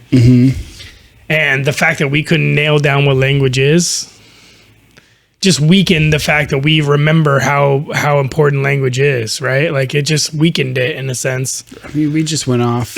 No, I know. Talking about how important it is, but no, but I was just saying it like weakened the stability and the fact that our understanding of what language is and how important it is to us, it does not make it less important that other people are experiencing language in a different way. Right? We put importance on a specific aspect of language. I don't know. I'm just like in our little rant there that we went on. It, in a sense, kind of weakened the position that language was in for us. So it weakened memory in a sense because our attachment to the memory of that, how important language is, or how that aspect of language is important. It still holds important, obviously. I'm not saying language doesn't hold importance, but language I think what we established is just that it's hard to define. It's hard to know the edges. Where does something become a language? And when it's like a sub-language, is there a different term for it then? I guess what I'm saying is that, like, initially your thought was, you remember how important, like, you remembered, like, this is that. But then we, like, talked about it, and it weakened your initial point of, like, no, it's like this, right? That's what I'm trying to get at. Is like it weakened the memory of how important. I don't know. It's hard to describe. I'd have to do a better job of describing it, I guess. Yeah, but I still think, because I remember a lot of times in language too. But I see your point. Like, a lot of times what I really remember about an event that happened is not that what was said. In fact, I'm pretty famously bad at, like, recalling a conversation word for word. But I can sort of remember intention, and I can remember setting, and I can remember sometimes smells and, you know, feelings. And so those things are probably rooted in deeper into memory. And so maybe what the point he's trying to make is, once you introduce language, once language is the way that you communicate, once language is your experience of the world, it becomes your internal dialogue, and maybe you can has less strength in associated memories. I think but at the same time, some people are so good at, like, memorizing things. Yeah, but who's to tell them that they're wrong, right? If they're in a situation where it's two people, like, trying to remember the same instance, and the person that remembers it really well, and there's a person that doesn't remember really well, who's right? Because if the person that remembers it really well is actually full of shit and doesn't actually remember it well, but is confident that they remember it well, and the person that doesn't remember it well, I was thinking would possibly remember it well, but doesn't remember it well, right? Who is actually right? I was thinking in the context of, like, preparing for a test or an exam. Sure. Like, you're studying and you're cramming a bunch of flashcards in your head and you're memorizing all these concepts. Yeah, I wasn't thinking that at all. Yeah, that's what I was thinking. I definitely did not go back to school. So some people, memory and language are pretty strong together. Yes, but those are... I had another thread. A lot of times there's brain hacks you have to do in order to accomplish that sort of, like, deep level of memorization. But I guess the sense of, like, memory that they're going for here is not necessarily a sense of, like, the mathematic, you know, or, like, remembering things on a test. It's more of remembering how you felt in a certain instance, right? Or how something was portrayed to you, right? Like you were getting at before, is like you were saying, like, when you really remember something, you have the language to describe what it is that you remembered and how it was remembered, but your using language doesn't describe what you actually remember, because you remembered the feeling, you remembered the song that was playing, you remembered the smell, you remember how it made you feel. Language is your only tool for expressing it. Exactly. So in that sense, it weakens the actual memory, because what you were trying to convey is that you felt so swept because the song came on right when you had this feeling, and it helped emanate this, and the smell was like, you know, all these things came together to actually form the memory. Because when, you know, you're at a bar or a show, or you're hanging out with friends, and, like, all these things are going on, you're not remembering every word that everybody's saying. Right. You're remembering the feeling, you're remembering the setting, you're remembering what everybody looks like, you're remembering all these different aspects of it. But all you have to describe that is language. Mm-hmm. And language isn't sufficient to actually fully immerse yourself in the moment that you were in at that time. And maybe this is sort of a commentary on that previous to this, in the previous age, when everything was more spiritual and ethereal, maybe we could sort of, like, direct, you know, maybe everything was a little more telepathic. Mm-hmm. And so you could just transmit a memory to someone, And that would be more accurate. Yeah. And then you're not trying to store it with language. You're storing it as those images, and maybe your memory would be better if you could operate that way. I wonder, like, obviously theoretically this could be scientifically tested, but not ethically and not in today's world unless we come up with a form of telepathy. But let's say, Neuralink unlocks some sort of like mental telepathy later on. You could do an experiment where if someone were to grow up without language but with access to be able to transmit ideas to people. Ooh, that would be fascinating. And they could sort of form a form of communication that is a direct passing of experiences back and forth. Yeah, like you almost get to you get to watch the movie of what happened instead of like just their take on it. You Have get you ever to worked see the in movie like, on it. I mean, yeah, that's kind of what we do, right? Like, yeah. Like if somebody's like, "How was the show?" and you send them a clip of it, but it still doesn't get to the feeling of it, how you felt in the moment, right? So you'd still have to add that aspect of it, which would be like the idea of like the whole brain interface. Your brain can communicate that and turn it into a PDF file for you to read. I just wonder which group of humans would have better memories. Oh, I mean, that's it seems subjective, but theoretically, scientifically possible. It still seems a little bit subjective as far as who has the better memory. There was a way to have but a sort of telepathy, even if it was technological. Yeah, I mean, then you still have to trust the sensors and you'd also have to raise people without language, which is unethical. Well, possibly. If the language is memory and they're able to do what they need to do, but you can't just if you're just feeding them in a zoo and you're just like raising them without language because they can't survive without it, like obviously that's unethical. Yeah, for sure. Right, for sure. I'm not going to argue that. All right, what else you got? Oh shit, we went on off a good one there. So it says just after that. So we went over the fact that he says that he knew that just as thought weakens the thought processes weaken health and language weakens memory. He says because according to the secret doctrine, all language originated with the giving of names of the heavenly bodies. Moreover, the earliest art, such as is found in the caves of Lascaux in France and Altamira in Spain, is likewise really a depiction of the same heavenly bodies. These heavenly bodies are the thoughts of the great cosmic mind, weaving through everything in the cosmos.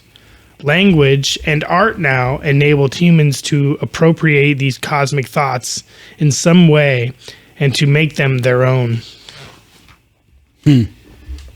So we got art, we got language, right?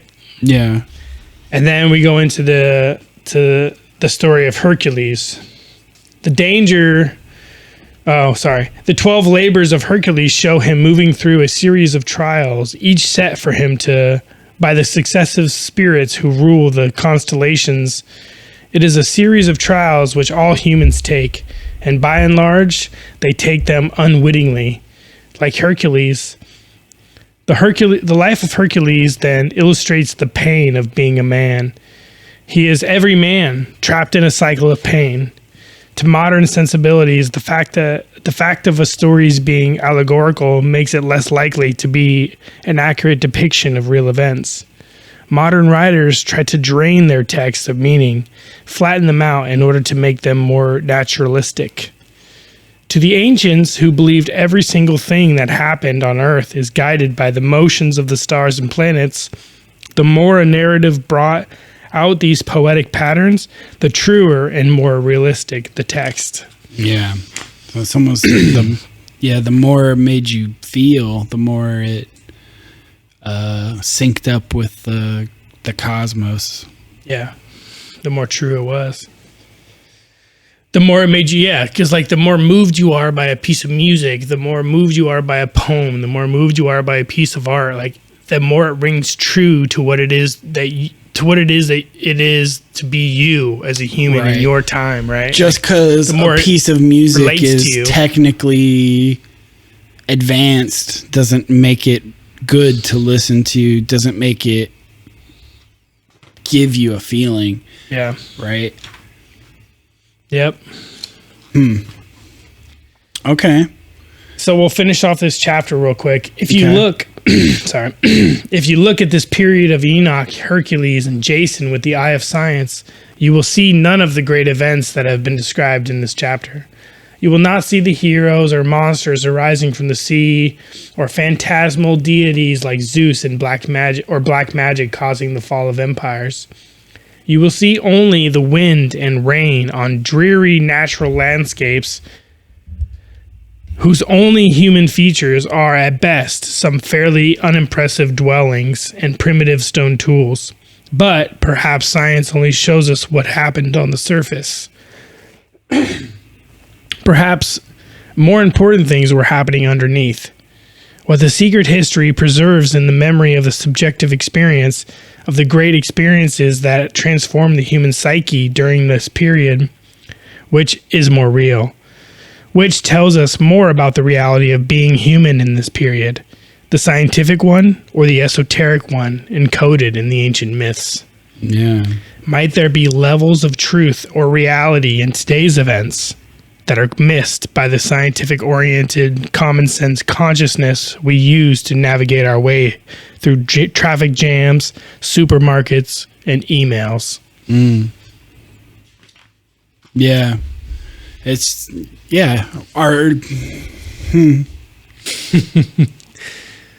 that makes me think of people who kind of have their eyes open for UFOs, synchronicities and UFOs and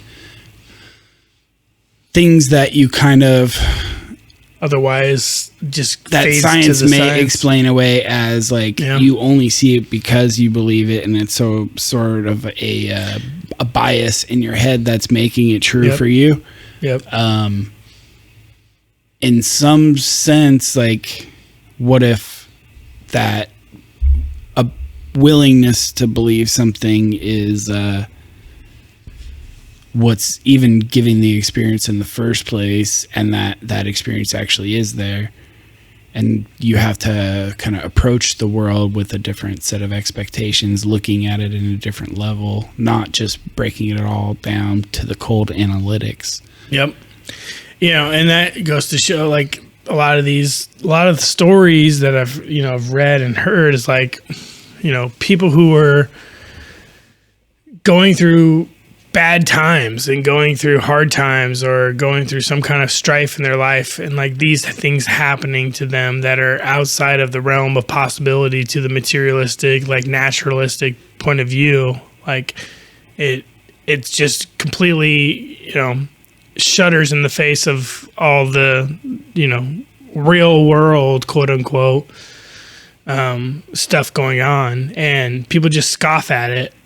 But a lot of times it's because their willingness to just let it all hang out, right?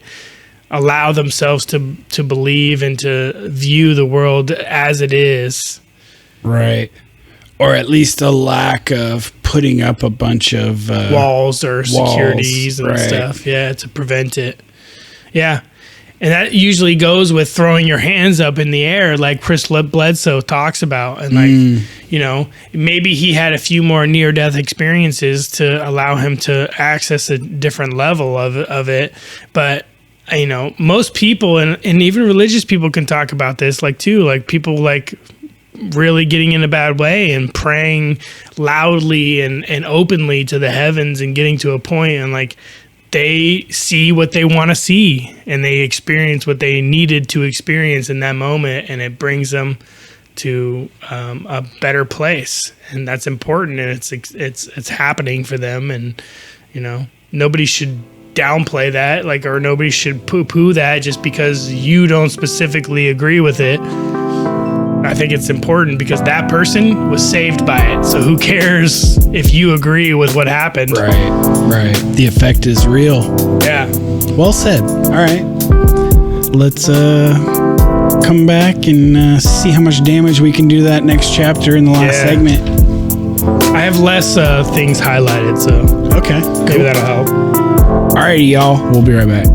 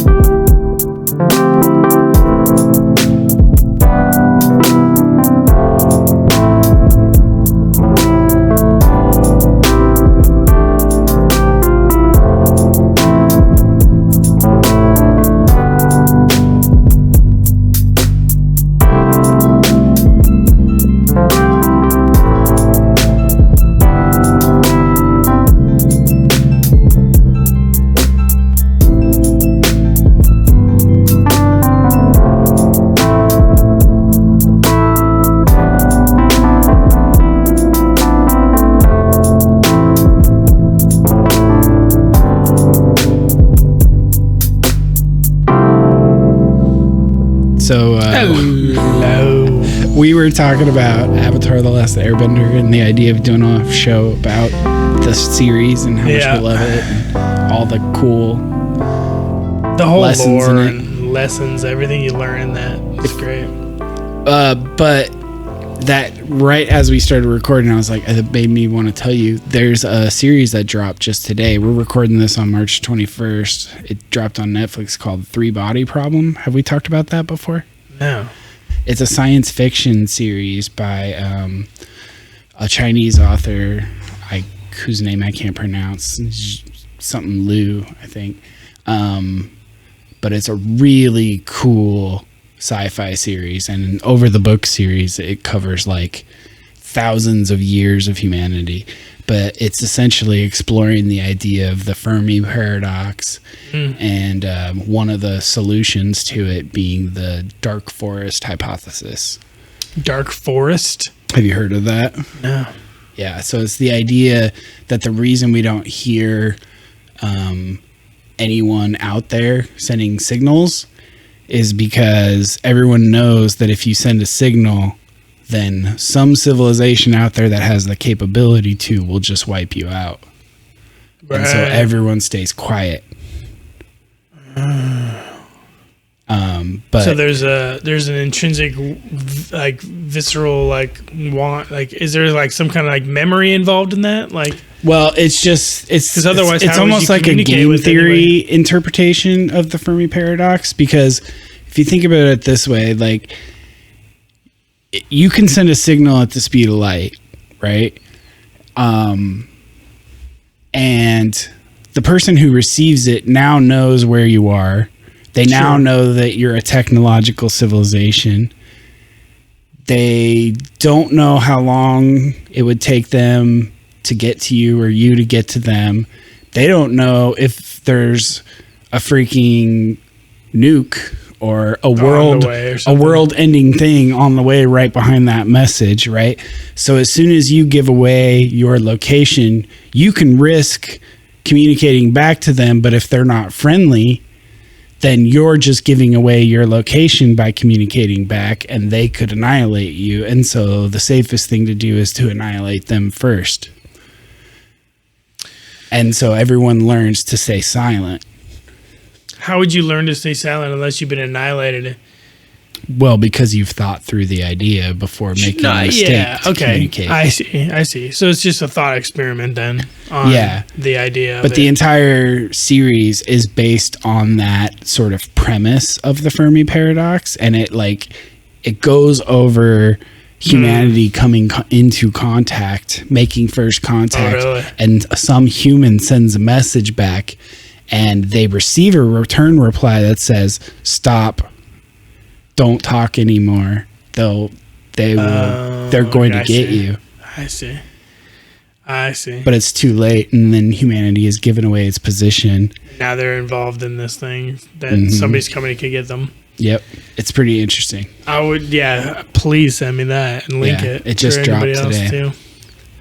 Oh, is it on Netflix? It's on Netflix. Oh, shit. Okay. It's called the Three Body Problem. Three Body Problem. Okay. It's got a bunch of really good actors. I hope they do a good job. I'm excited for it. Okay. You haven't watched it yet? No. Okay. I love new shows. Anyway, so we are. Okay. Here we go. We're going into chapter 8, the Sphinx and the Time Lock. Orpheus, Daedalus. I was wondering if it was A or U there. The first scientist, Job, the solving of the riddle of the Sphinx. Orpheus had traveled down from the north, bringing with him the gift of music. His music was so beautiful that it could not only charm humans and animals, it could make trees, even rocks, move. On the voyage with Jason, he helped the heroes with brute force when brute force could not, singing and accompanying him with his lyre. He charmed the great clashing rocks that threatened to crush the Argos. He sent the dragon that guarded the golden fleece to sleep. On his return, he fell in love with Eurydice. But on the day of their wedding, she was bitten on the ankle by the snake and died. Half blinded by grief, Orpheus descended into the underworld. He was determined not to accept the new order of life and death, determined to win her back. So this is the story of Orpheus and Eurydice. Yeah. Does it keep going, or are you going to keep reading it? Or I was going to jump ahead a bit, but we can summarize it. Yeah, he goes down into the underworld. Yep. And he strikes a deal with Hades that if Hades tells him if he can leave the underworld without looking back once, then she would be following him and she would be his. She'd be free to go. Yeah. And at the very last second, he questions whether he's being tricked or not. Whether he's being tricked, and he looks back and he sees her getting pulled back into the depths of the underworld. And then he is then torn apart by the I don't know what they call them, like the goblins or whatever, the demons that are part of the lake, right? The ones that pull you down and tear you apart. And then they go on to talk about how his head was put on display because his head traveled down the river, and it was put on display as like a warning to future travelers or whatever. Yeah. Interesting. So he goes on to talk about if Cadmus, Enoch named the planets and the stars, that it was Orpheus who measured them, and by measuring them, he invented numbers. There are 8 notes in an octave. Remember, he plays a lyre, which is like a musical instrument, and he's able to like, kind of like suppress people by using it. Anyway, he's kind of like Snorlax. So it goes on to he measured the planets and the stars. He invented numbers. There are 8 notes in an octave, but in a sense there are really only 7, as the 8th always represents the elevation to the next octave. The octaves then refer to ascent through the 7 spheres of the solar system. The spheres, which in antiquity were central to all thought and experience, by giving a system of the notation Orpheus was originating mathematics. Concepts could be manipulated, paving the way for the scientific understanding of the physical universe. Yeah, so that's an interesting idea. So this is the part of the book where I start to like have a tougher time not like suspending my disbelief, because this is the part of the book where he starts ascribing dates to things, and he starts ascribing things to like certain specific historical figures and certain civilizations. Yeah. And with all the research we've done with like, you know, Graham and Randall and all the, you know, reading we've done over the years, like we know the likelihood that that civilization goes back so much further. And so this is where I start wishing that he kept the whole thing nebulous and stayed away from like the names and dates at quite as much as far as like crediting people with things. So unless there's a metaphor or a meaning in him crediting Orpheus with creating numbers, like we know that numbers existed before that because the Babylonians, the Sumerians, they had math. Yeah, unless they're talking about Orpheus's spirit, right? They're talking about his human spirit that was like this still like etheric thing, right? But maybe what they're ultimately describing is the overlaying like a separate dimension on top of ours, where our spirits actually intermingle on a different level and they have different experiences, and maybe our spirits go on different paths than we would in a physical sense, right? So maybe there's some kind of like separate thing that they're trying to like allude to. Or it's just like a full-on encoding of story, using the story to encode specific things, like having the fact that there's certain numbers attributed to this person, and maybe that person attributes you to a different set of beliefs and or whatever, and there's like a way to follow the numbers and the codes there. That might be...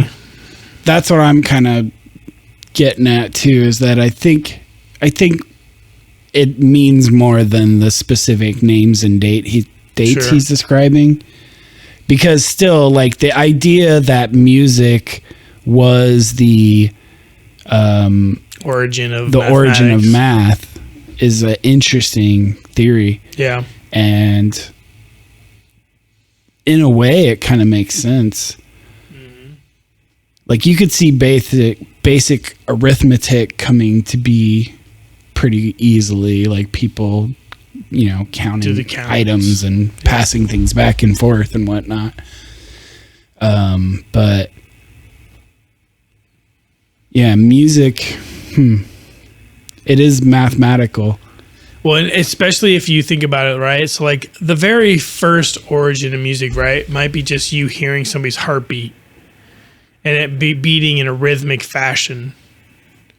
Right? So like that beat, and then you start to do other things, like you hit things on a table and it makes a thing, and then you attribute that to the beat of the heart. Right. And then you're able to create a count based off that, and then you're able to create octaves, and you're able to create all these different sounds, and you know, based off of that original thing. Yeah. It's an interesting thought. Yeah, so maybe music came... I was thinking like music inspiring language too. Because... the sounds. You could see people like having rudimentary communication before they form words. Yeah. And then like getting together around the fire and cooking their kills for the night and, you know, dancing and singing together and like coming up with things that they enjoy singing together, and then attributing meaning to those. Yeah. So you could see, I mean, it could be like a circular influence where they influence each other, but like you could see. When you remember from earlier in the book, right? They talk about the sun god roaring into and creating matter, or creating life out of the matter or whatever, and resonating, like that's all like music. It's or like just, in Genesis, and the word was God, right? There's a lot of religions that associate spirituality and deities with music and resonances, and I find that topic fascinating. What else you got? So it goes on. I'm skipping ahead a few pages, but it talks about, sorry, I was way away from the mic. Perhaps the most powerful artistic expression of the spiritual crisis at the end of the age of the heroes appears in the Bible.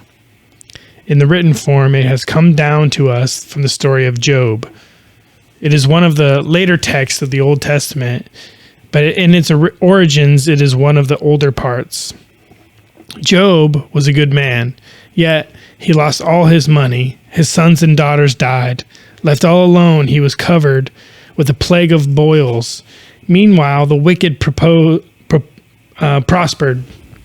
The story of Job is remembered today, not because he is a great leader or doer of great deeds, but because he was the first human being ever to think a very important and deeply true thought. Life is unfair. Hercules has been part of sport of the gods, but it was Job who cried out to the heavens in defiance. Unlike Hercules, Job had the language to do this. Today, we take it for granted that we have enough mental maneuverability to choose what to think about. However, before the invention of language, which was the great achievement of this age, such maneuverability would not have been possible. Language enables us to distance ourselves from the world. It helps us to withdraw from what is physically present and can enable us to break down experience, whether present or not, into bits we can manipulate. To some degree, we can put experience into order as we wish. Yeah, that's a great way to describe language. We do categorization and classification. We assign words to ideas. We further use those words to further refine those ideas and concepts, and learn distinctions between things and learn relationships between things. And it's a way, like, language is almost the first science, Yeah, I could see that.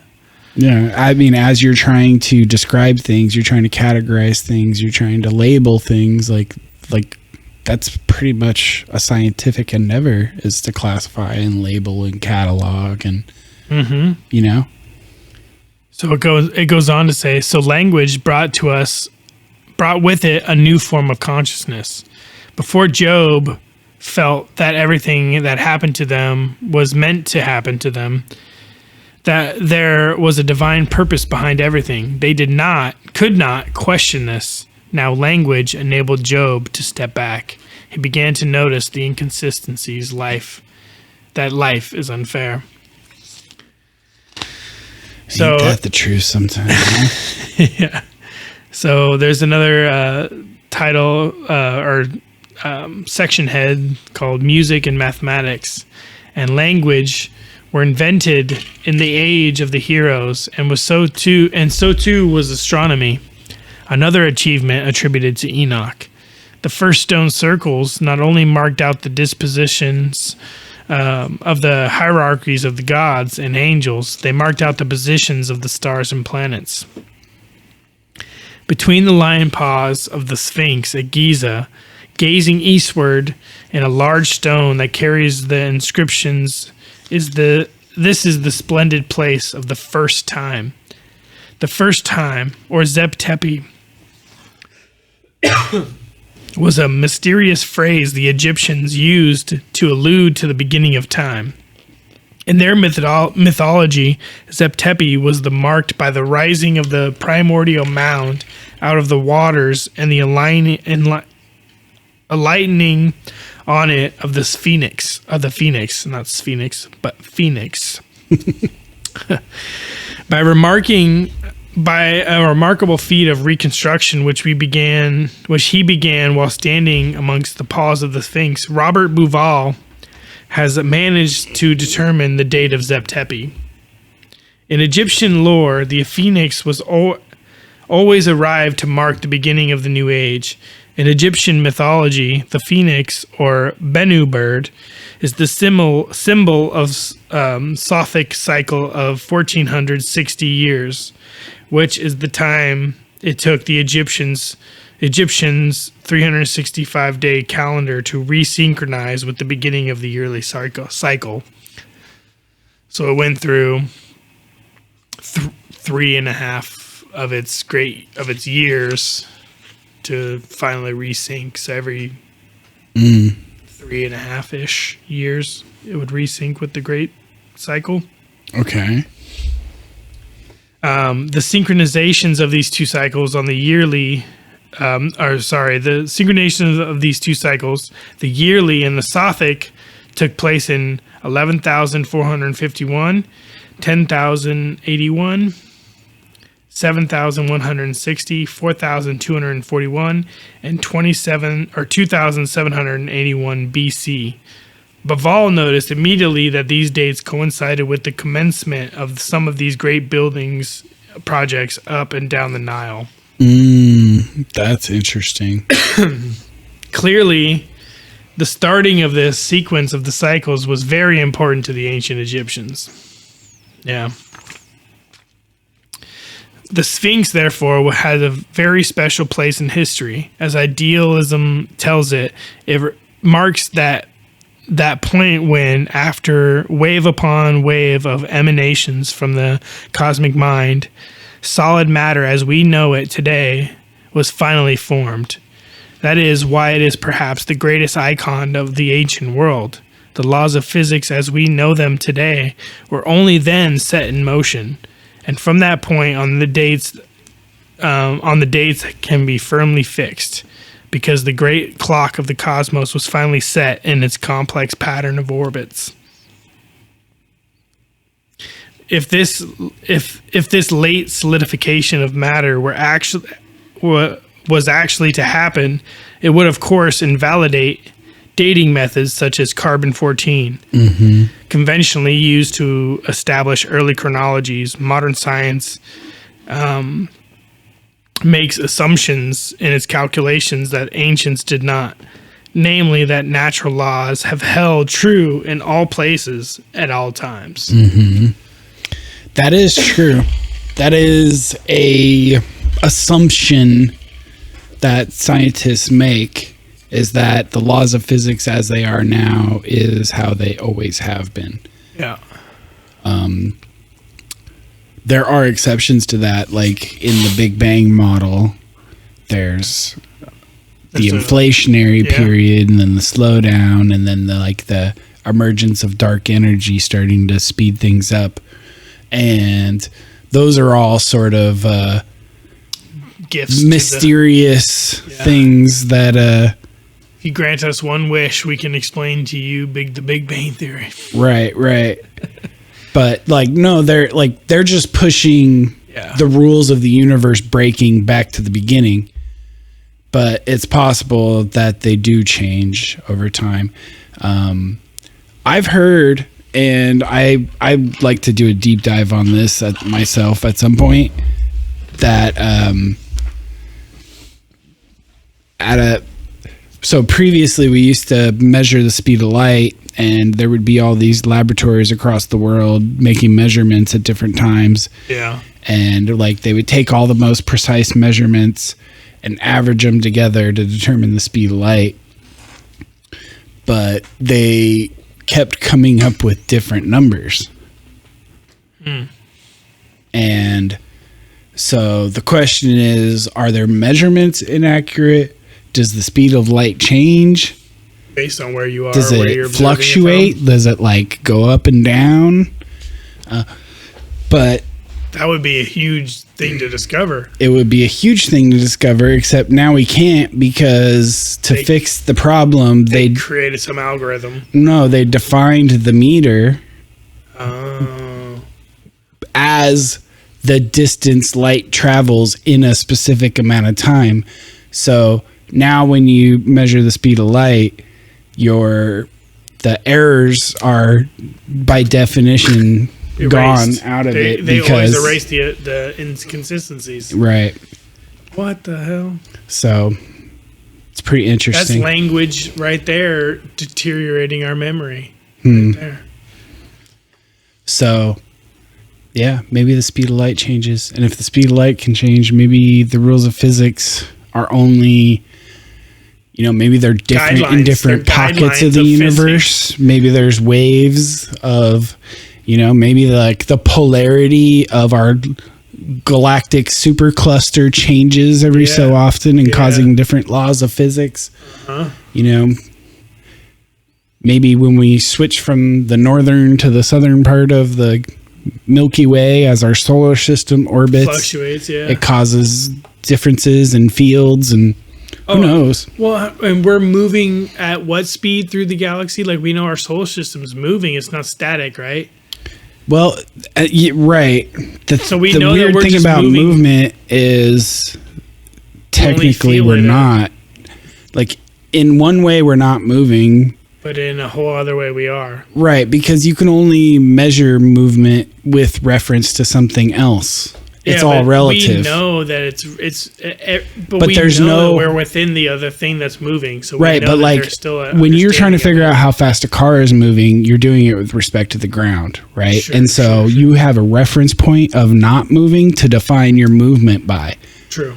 But when you look out in the universe, everything is moving, and everything is moving different directions and different ways, and so there's no ground that you can look at and say, well, that's not moving, so according to that, I'm moving the speed. We have nothing like that. No, I understand that, but like if you were to go out into it and become, but we do know, that the solar system understand. orbits, or that the Earth orbits the sun, and that the sun orbits the Milky Way, and that the Milky Way and our local cluster are moving through this, giant scale. And moving in ways that like they still have a hard time explaining how gravity connects these superstructures over such vast distances. Describing it, So, you could do the calculation for like how fast we're moving around the solar system, but once you get, or how fast the solar system moves around the galaxy, we know how fast we orbit, and we know how fast the sun once you get past that, like, how do you measure the speed of the galaxy? Because the galaxy doesn't exactly orbit anything. It's moving. Yeah. But how do you define which way and how fast in that direction? How do you define what it's moving against? Yeah. Crazy. So, but we're moving crazy fast. Yeah. I mean, we're moving, and it's just the fact that like we don't feel it because it's not in our general space, and we are bound to. Right. Like if someone puts you in a box or in a car and blocks out all the windows and all the light. Yeah. And then they get you up to speed, and let's say it has perfect acceleration, and it's got like perfect shocks, so you don't hear the bump, you don't feel the bump of the road. Like once you're at a constant speed, you don't feel any bumps, you don't see you don't feel air crossing by, you don't see things out the window. Once you're not accelerating any longer, there's no way to tell if you're moving or stationary. I would love to do that. I want to do that. That experiment? Yeah, that'd be sick. Need a car with some like really good suspension and a super flat road. Yeah, we can find that. And we need the ability to remote control the car so we can black it out. Or maybe we could do it with a limo so or you can somebody like close off the back of it. I guess you wouldn't want. You gotta shut off all light from the outside. So you need a Tesla. You need to be at a Tesla track with Tesla. Someone who's got a Tesla that can like black out all your windows and make it take you for a ride. No, don't do that. At least don't tell them we told you to do that. Anyway, I'm gonna finish out this chapter, and then we can spitball a bit at the end. But this will finish out chapter 8. Cool. We will see later on. I'll start that over. We will see later that According to esoteric doctrine, not only was matter precipitated out of mind a short while ago, but that it exists only for a brief interval. It will dissolve again in just over 9,000 years. But when the sun rises again to meet the gaze of the Sphinx and the constellation of Leo, in the teachings of the secret societies, we live on a small island of matter in a vast ocean of ideas and imagination. Dang. That is an interesting idea. Like, what if this process he's talking about is something that happens and that things like kind of collapse and then... Yeah. And then what, do materialize? Does that happen to the whole universe at the same time? Like, Or maybe this... Because couldn't we, in theory, point our telescopes out at some, world and watch it not if essentially dissolve? Not if what we're actually learning... So, right, like... We so above, or as above, so below, right? Like that idea, that could be an infinite scale in the sense of like as above in our heavens, so below on our physical plane. As above in a higher dimension than that, so below on that, in that higher universal reality. So it all affects each other as it goes down. So if one... And that itself has its own 12 character astrological sign, or its own cycle that it goes through. Then what we attribute as certain things, and they might be passed on from previous generations, right? There's a time when you could cross past those. Like that was the idea of these spirit worlds, these other dimensions. Like those all still having an effect like that. It has its own cycle, and it might not be like symbol or like physically like seeable or like knowable, but it still affects us. Like if there's other, because that's like the idea of the solar system and the gods of the solar system being less than the gods, the higher gods, like this hierarchy of gods. Like the universe is dictated by a more spiritual realm that doesn't physically manifest on our plane, but it still affects it. And we are specifically like affected by how our universe interacts with that. So it changes based on what's happening to this other realm, and we are changed by what's happening there. And there's still this hierarchy. Right. So... But he's actually making the claim that the laws of physics as we know them have only been that way for like 9,000 years or 13,000 Well, there's no years. way to prove him wrong.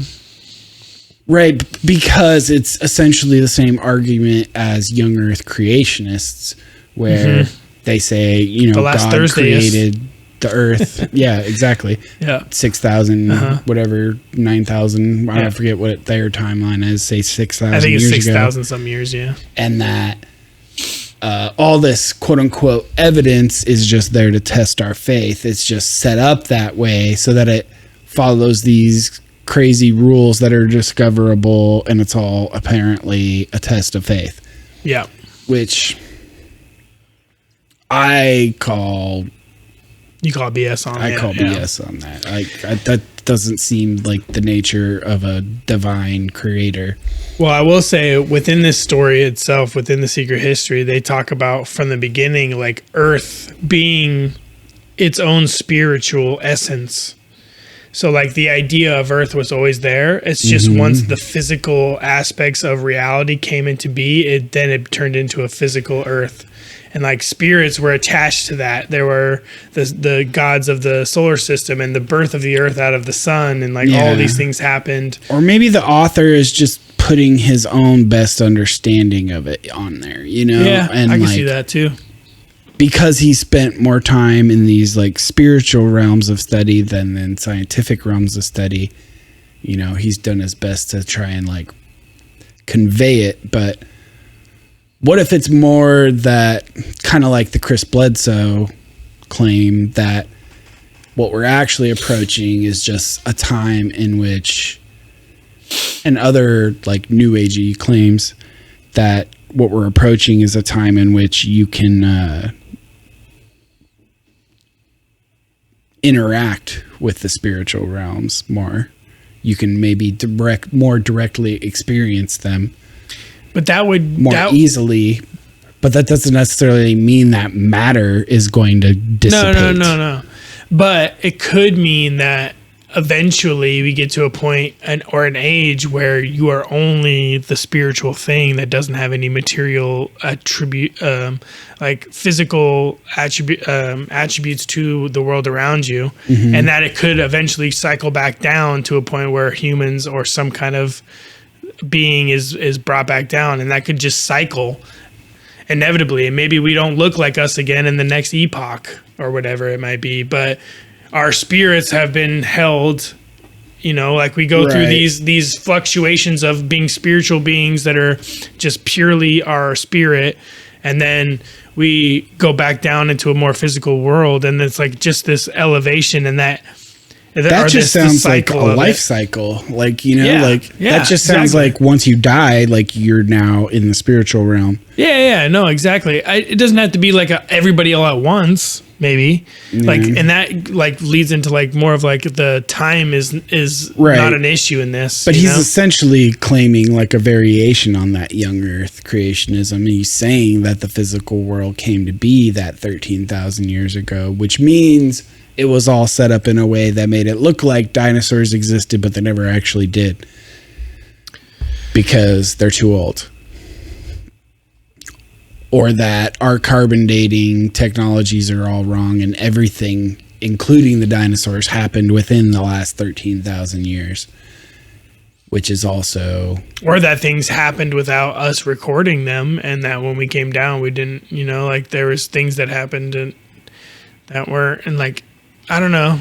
It's just like there was like a physical. These are the points where I come to odds with the book because he starts making like physics claims. He starts making scientific claims, and of course, like this is not a scientific handbook, but like the dates we were talking about before, like the 11,451, like that claim for being the date of the Sothic yearly cycle and all that, the great year of 25,920 years long.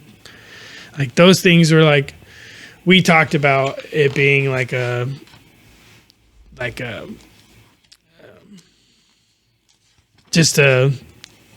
way. I can't remember exactly what the point you made on that, but yeah, I just think it's more likely that the Sphinx is pointing to the date it was built, or to a date something crazy happened to the world, not necessarily to the date that matter became in existence. That date specifically, like I think it's pretty clear that this world has existed for billions of years. Like, I think enough science has been done. Like, I think science is useful and does inform us about the world. So I think his telling of this, I think it makes more sense to try and find a metaphoric interpretation of it in this aspect, because it doesn't make sense to me. Like this is where he warned us early on in the book, like, you're not going to believe this if you look at it through a scientific lens. And that's exactly one of those points where he's correct, because I'm not ready to buy that the entire like matter has only existed for 13,000 years. Yeah, I mean, I think that's if you're trying to find a material way to like think of the past. Like, there's no way to like bring it back or to like remake it. So what's the point of remembering the science of it if you don't remember the feeling of it? It's like the same way of like the memory, like if you can only use language to describe it, you're not going to get to the memory. You're just going to change it and you're going to manipulate it to be the way you wanted it to be. But like if you fully remember it in the imagery and the feeling and the actual visceral parts of it, like it gives, it's all metaphorical, but it brings about the the ideas more viscerally to the reader. Yeah. I would just challenge him and say maybe he's missing the idea that maybe he's trying there are cycles of civilization, and what he's attributing to the start of matter and all of material reality is actually just pointing at when humanity had a major reset. Yeah. You know? Yeah. But it could be also that the reset brought about such a fundamental change in our consciousness too, right? Yeah. So that in a way, it is the beginning of our history in a sense. Yeah. But it's all metaphorical in all the way he puts the stories to the dates, for sure. Mm-hmm. The historical stories and different dates, like that's reaching a bit, but yeah.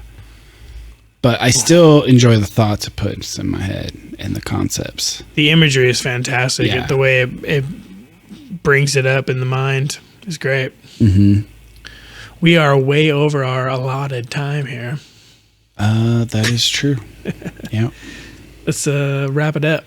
Okay, cool. Well, if you're watching us on YouTube, give us a like, comment, subscribe, help the algorithm to notice our channel and maybe recommend it to a person or two so our audience could grow. That would really help us out. Thank you. Yep. We're on socials, Facebook, Instagram. We post on the day of most of the time. Last week I forgot, but we post most of the time on the day we release our podcast. So Duality Check on all socials. Instagram, Facebook are our most active right now, but eventually we'll venture onto X and TikTok maybe. We'll see. Yeah.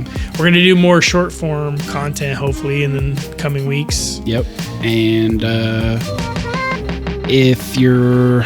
I don't know if we can be reviewed on Apple Podcasts yet, if that's still true that doesn't work, but yeah, we were told that it wasn't. If you listen on Spotify, go ahead and help us out with a review of the episode if you enjoyed it. Yeah, if you enjoyed it, go on YouTube real quick, like, subscribe, give us a little bit of support on there, because even if you can't rate us on something else, at least you can go on some other platform and you don't have to listen to the whole episode again. But like and subscribe, leave a comment. Those things all help. But get involved in the conversation. Yeah. Send us an email, hosts@dualitycheck.net. We'd love to hear your theories on this book because we're going to keep going with it. But you can also click on the podcast link for the episode. Like if you click the episode title in almost any podcast player, it will link you to our webpage for the episode. And on that page, we always have a comment section there too. So you can always leave a comment there. That's also where you can get a bunch of the links that I leave for each episode if you don't see the show notes on whatever player. Let's talk and let's see each other soon. Love you guys. Later.